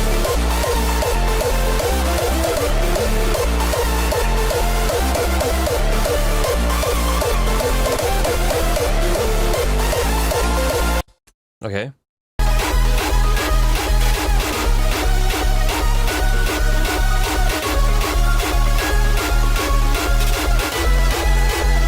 Versus. So this is how we make them sound a little bit more similar. But you see how like there's a 1 kilohertz bump and there's so much of a reduction in this higher frequency range. What are you trying to do? You know, like if you're trying to look at the greats, listen to what they're doing. If this is one of the greats, I don't know this guy. You know, if you guys like him, then yeah. If you're on your fridge, you may as well. Nice one. Also sounds more mono on 4 behind than stereo on the submission. Look, I hope that this has been helpful. Whoever is teaching you, tell them to leave you alone and to never speak with you again. That they have. I'm kidding. Don't do that. They probably. I mean, as long as they're not charging you, like, you know, as long as they're like, you know, just testing out what it's like to teach and just practicing teaching, and they're, you know, but don't listen to what they're telling you to do. Like, I don't know where people are getting this information from. Yo, let me ask you guys, where are you getting this information from? That you shouldn't have subs in your freaking hardstyle tracks. I'm sorry, I try to, like, you know, not step. I listen to hardstyle, but I try not stepping into the territory because I know that it's like supposed to feel like it's so freaking, you know, inclusive, and that I'm not supposed to get it. But like, as in from the side of audio, like just technical shit, it doesn't feel like anything crazy to me. So where is this coming from? Where is this exclusivity and this type of knowledge coming from? Please enlighten me, you know, D-Break and kill switches, because you guys aren't the first ones. You guys definitely aren't the first ones. We've had like several streams like this. I just want to know. I want to know, but how you guys are learning how to make hardstyle and who's teaching. It'd be really cool to know, because even if they're good teachers, I would still like to know how they could do a better job of conveying certain ideas. Maybe because there's so many misunderstandings on this. Let me know. In the meantime, hopefully it looks like the chat hasn't updated for you yet, but they both said Discord from feedback on Discord. Feedback on Discord. Sorry, my chat isn't updating. Let me open it up on feedback on Discord. Yeah, I don't know why, because I was like, oh, it's updated now, but they sent that minutes ago.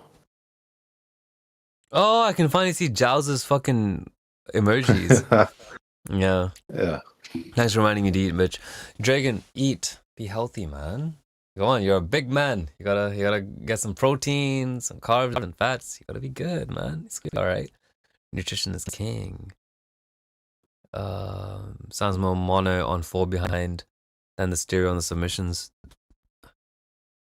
Not entirely sure what you mean. Discord, I learned from myself, but I get feedback from others in server calls. D-Break. D-Break. And Killer Switch 2. You guys are friends, and I really love that about y'all.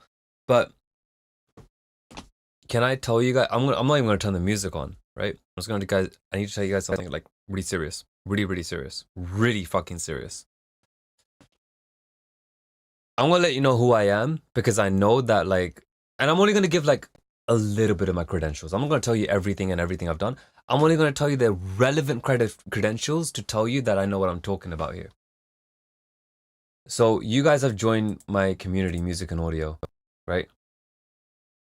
Now you probably know when you hover over my community, I'm partnered. You can see the partner badge. You know that I'm over here. This is Vich Magic. This is Vichy. And you can see I can edit the profile. This is me. It is not some rando. You know, my gender is George Costanza, you know, the VM. I have run this community and for a really long time. I got 14,000 people. Fuck, dude, look at my freaking profile. I know what Discord is. And I know for a fact that if I'm going to give you guys any advice from the shit that I've learned over the last 5 years, don't take shit from people unless they are way better than you. Why would you listen to people on Discord? I'm sorry, but no. If you're going to go on Discord, what you need to do is find, and this is the hardest part of all of this, right? And this is where those assholes come in. This is where all of those assholes come in. And that just want to pretend they're better than you, right? This is where those pricks coming, and I hate every single one of them because I know what they do. They see these new artists, right? They're developing and working and figuring shit out, and then what they end up doing is giving like advice, which sounds. It doesn't matter if it's good advice or bad advice, but the reason why they give advice is not because they want to help you. They want to give advice to have a sense of superiority within a group channel or whatever. So they will say shit to you like, oh yeah, hardstyle has this and this is going to lead to problems in the PA systems and whatever. They will say all of this bullshit to confuse you in order to make it sound like they know more than you in front of the other people that you're in a channel with. Don't do that shit. What you need, right, on Discord is, if you are going to use Discord, I'm not saying Discord is an evil platform. No, it's a great platform. Lovely.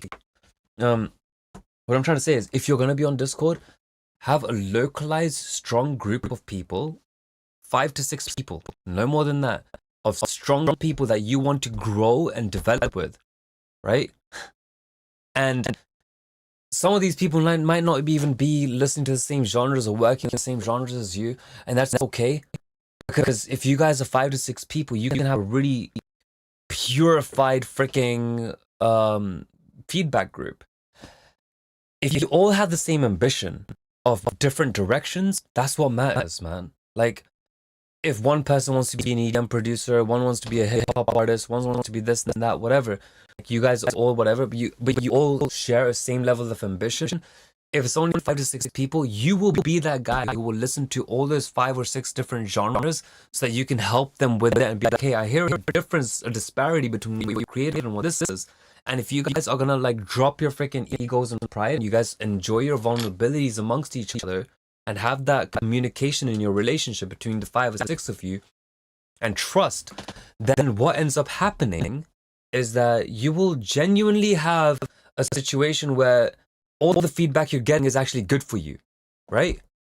I know this sounds like some pussy behavior and all that shit, like, oh my god, this is such a, like, you know, feminine. No, but this is important, man.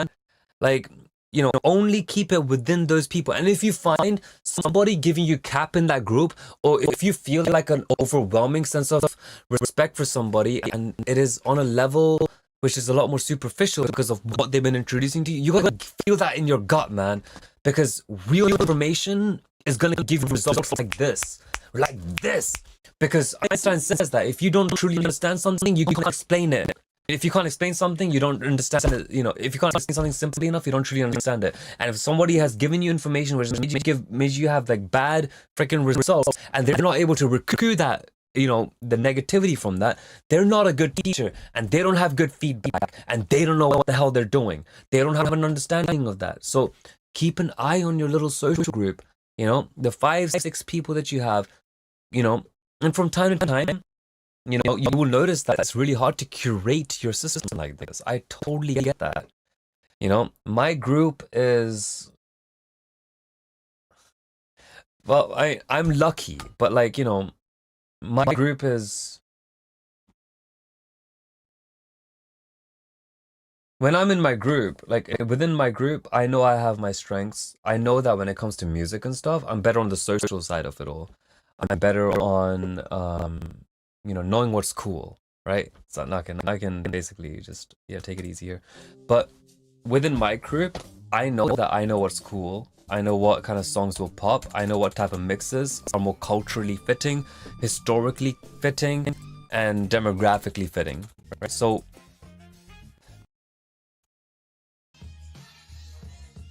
I can kind of like, you know, be on that level. But the thing is, I know in my crew, I've got some people that are more logical, like, you know, who are able to go through a pipeline stronger than I could ever go, right? I know that within my group, there's going to be somebody who is going to have empathy and provide validation and support and love and everything that I need. Sometimes that is what I need. Sometimes I need softer advice. I don't need blunt advice. And that's okay. Because it's not about getting the most blunt shit all the fucking time. I know people are going to say truth is all that fucking matters, but those people can fuck right off, because truth can be eloquent. It doesn't have to be blunt and brutal and painful. You can tell someone, you know, 3 points of what went well, and 1 point of, hey, these 3 things went well, but it would be even better if you did this one little thing. That's okay. You know, we don't have to be assholes to each other to improve. Let me take a look at some of these DMs. Sorry, I say DMs because it feels personal, but some of these chats. We now have a small group of people, but sometimes we join a call and ask for some feedback. That's when it happens. I usually just talk with kill switches alone and we help each other a lot. That's good. Yeah, no, you and kill switches spend more time together. I don't know who. I think that, you know, what's happening is some external person is coming in and just like fucking things up. It's better to have two strong people being like there as opposed to, hey Victor, welcome. Hope you're having a lovely time. We're talking about you know, the group of people that you have around you to help you develop your music skills and talents over time, right? And who you can trust. That's really difficult too to find, right? Like what advice can you trust? How to perceive advice and feedback. So yeah, I mean, you know, Discord is a great platform. It is so amazing. But so is heroin. And I'm not gonna say people shouldn't take heroin, but if you are gonna be down that line, you gotta be very careful with how you freaking do all of that stuff. I don't touch drugs. That's not me. I don't even smoke anymore, right? Like that's how that. But I'm just saying, like, you know, if you are down that line, you gotta be very careful with how you take all of your substances, including Discord. You know, be careful around the people you're around. Some people act humble, but in reality, they're there not to just bring you down, but sometimes they don't even care about bringing you down. They're just there to inflate their own ego. Look out for yourselves. You guys are very talented freaking musicians. Your composition skills are incredible. For hardstyle, especially for hardstyle, you guys are doing really well. I feel like, you know, you guys are taking arrangements directly from some of your favorite artists because you're being clever with it and you're being creative and fun with it too, right? So, and the reason I say this is because there's not something that someone would do in the first like week or two, right? So I can tell. But your mixed feedback, be a bit skeptical, you know? Be very skeptical. You gotta figure this out on your own. I'm sorry. I mean, I'll teach you guys, but like, you know, I feel like for now, you guys should save your money and, you know, try to find out how to learn. You can look at Span. I know Span, that's the Voxenjo thing, right? They have a bunch of different things. My world is very small in that regard. I don't know what to talk music is basically my wife. That's what I hear. Yeah. Aww. Your wife likes listening to your music. That's so sweet. Yeah, she's... Bro, like every relationship I've been in, they've been just like, ugh. He wants to show me something. I'm like, no, I wrote this for you. I wrote this for you. I want you to know how much I love you. It's like, okay, fine, let's play it. And yeah, now I don't do that shit anymore. Fuck it. Man. But yeah. Now if I'm writing that type of stuff, it's just, I don't know. Dude, come on Discord. I'll be DM away if you ever need immediate feedback. No one but my closest friends. Guys, yeah, do check out the community and meet each other, you know, over there if you guys want. Like, you know, it's not that big. It's like somewhat medium sized. I mean, no, it's like small. It's a small community. There's this one here. We have a nice vanity, but there's really like practically no one in here. But you can definitely like, you know, link up over here, let each other know, you know. Yeah. Let's see.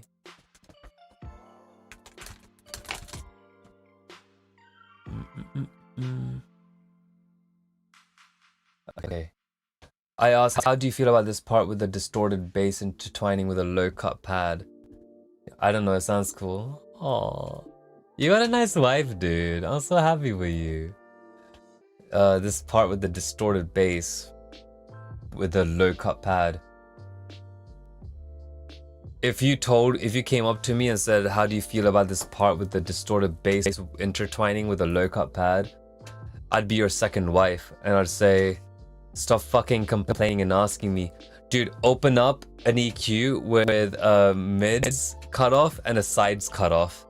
And then take a look, where is the overlap happening? And do you feel that, like, you know, your bass is gonna be in the mids in that region? If it is in the mids in that region, you don't want your pads to be widened in that part. So if you do have an intertwining or a frequency masking around like, let's say 140 hertz, then you want to make sure your pad is not in the same mids versus sides to your bass. And I'll be like, you know, if I'm your wife, I'd be like, you know, we have been married for the better part of 25 years. And I don't understand that if you've been married to me for this long, how you don't know this yet. You know what? I'm gonna get a divorce with you, and I'm taking the kids, and I'm taking, and I'm gonna take the kids, you know, to the park, you know, even though it's raining, because, you know, even though they'll get like, you know, they'll be rolling around in the mud and being a bit dirty, they'll never get as muddy as your fucking mixes, you whore. And so I'm kidding. Oh yeah. But I will go to the bed. It's 1 a.m. but I will keep it in the back of my head, of the mix. But it took me very long to make this song. I really hope, dude, you did a really good job. And come back next week, show me a better mix. And if you don't want to show me a better mix, at least bring the stems. Yeah, bring the stems over, and I will do it for you in front of you, so I can show you how to do it. Yeah, just do that for me, and I will absolutely yeah, kill switches and, you know, the bread guy, D-break. Please bring the stems next week. In fact, just ping me in the Discord server throughout the week if you guys want to do something. In fact, we have a focus buddies sessions thing in our community. Ping me in the server tomorrow or whatever, and we will find a way for you guys to be focused and doing a good job and everything. We'll make sure of that, right? This entire week I might not be streaming, but I will be in my server, and I'll make sure that you guys are having a good time with this stuff. So please come by and ping me. Make sure you ping me, because I really want to make sure you guys improve, because you guys are practically like 99% there. You do one little more thing, you're gonna be there all the way up to 9 out of 10. Like, it's not even that hard. Yeah. We can discuss stems. Just ask me. Okay, so for the stems, 100 plus tracks. I mean, you're using FL Studio, so it's not really 100 tracks. Probably like, you know, like 70% of them are automations probably. But yeah, like, and if it's actually 100 like different tracks, you can put them into buses, like different groups, right? Your kicks, snares, this, that, whatever, send them over. Your pads, send them over. Your vocals, send them over. Your whatever, just the different instruments, send them over, right? And we should be good with that. All right, so we're gonna take a look at the next thing. Victor, feel encouraged to send your link over here. Anything you want to send, we'll take a look at it. But first, we are gonna take a little break from music stuff and take a look at the topics.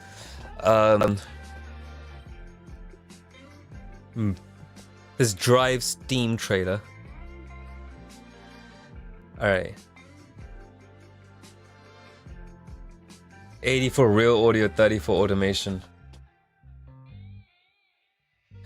80 for, okay, no, here's what I meant about like FL Studio people. Like they're supposed to be, you know, FL's made to make people feel like things are more complicated than they are. How many of those tracks are for snares? How many of those tracks are just for snares? And if you tell me anything more than 1 or 2, I'm gonna know there's so much inflation in your thing, bro.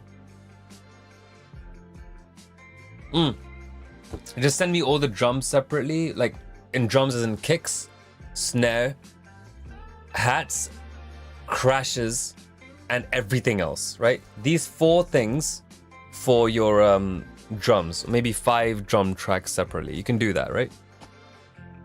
And then you can send me, you know, all your pads, all your basses, and your subs separate, by the way.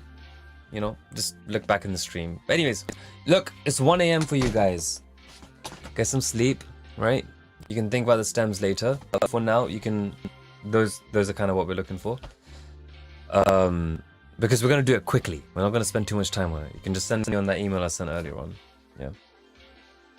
2 on automation for snare. But the atmosphere, I use different pads and different types of melody. Atmosphere. What do you mean by atmosphere? What do you mean by just like pads? Is that supposed to have a PH maybe? everything echoey and reverby and all that shit, send it as one thing, honestly. Yeah. Any of these Giles, streams what always do you piss mean? me off. It's so perfect, Giles. What do you mean?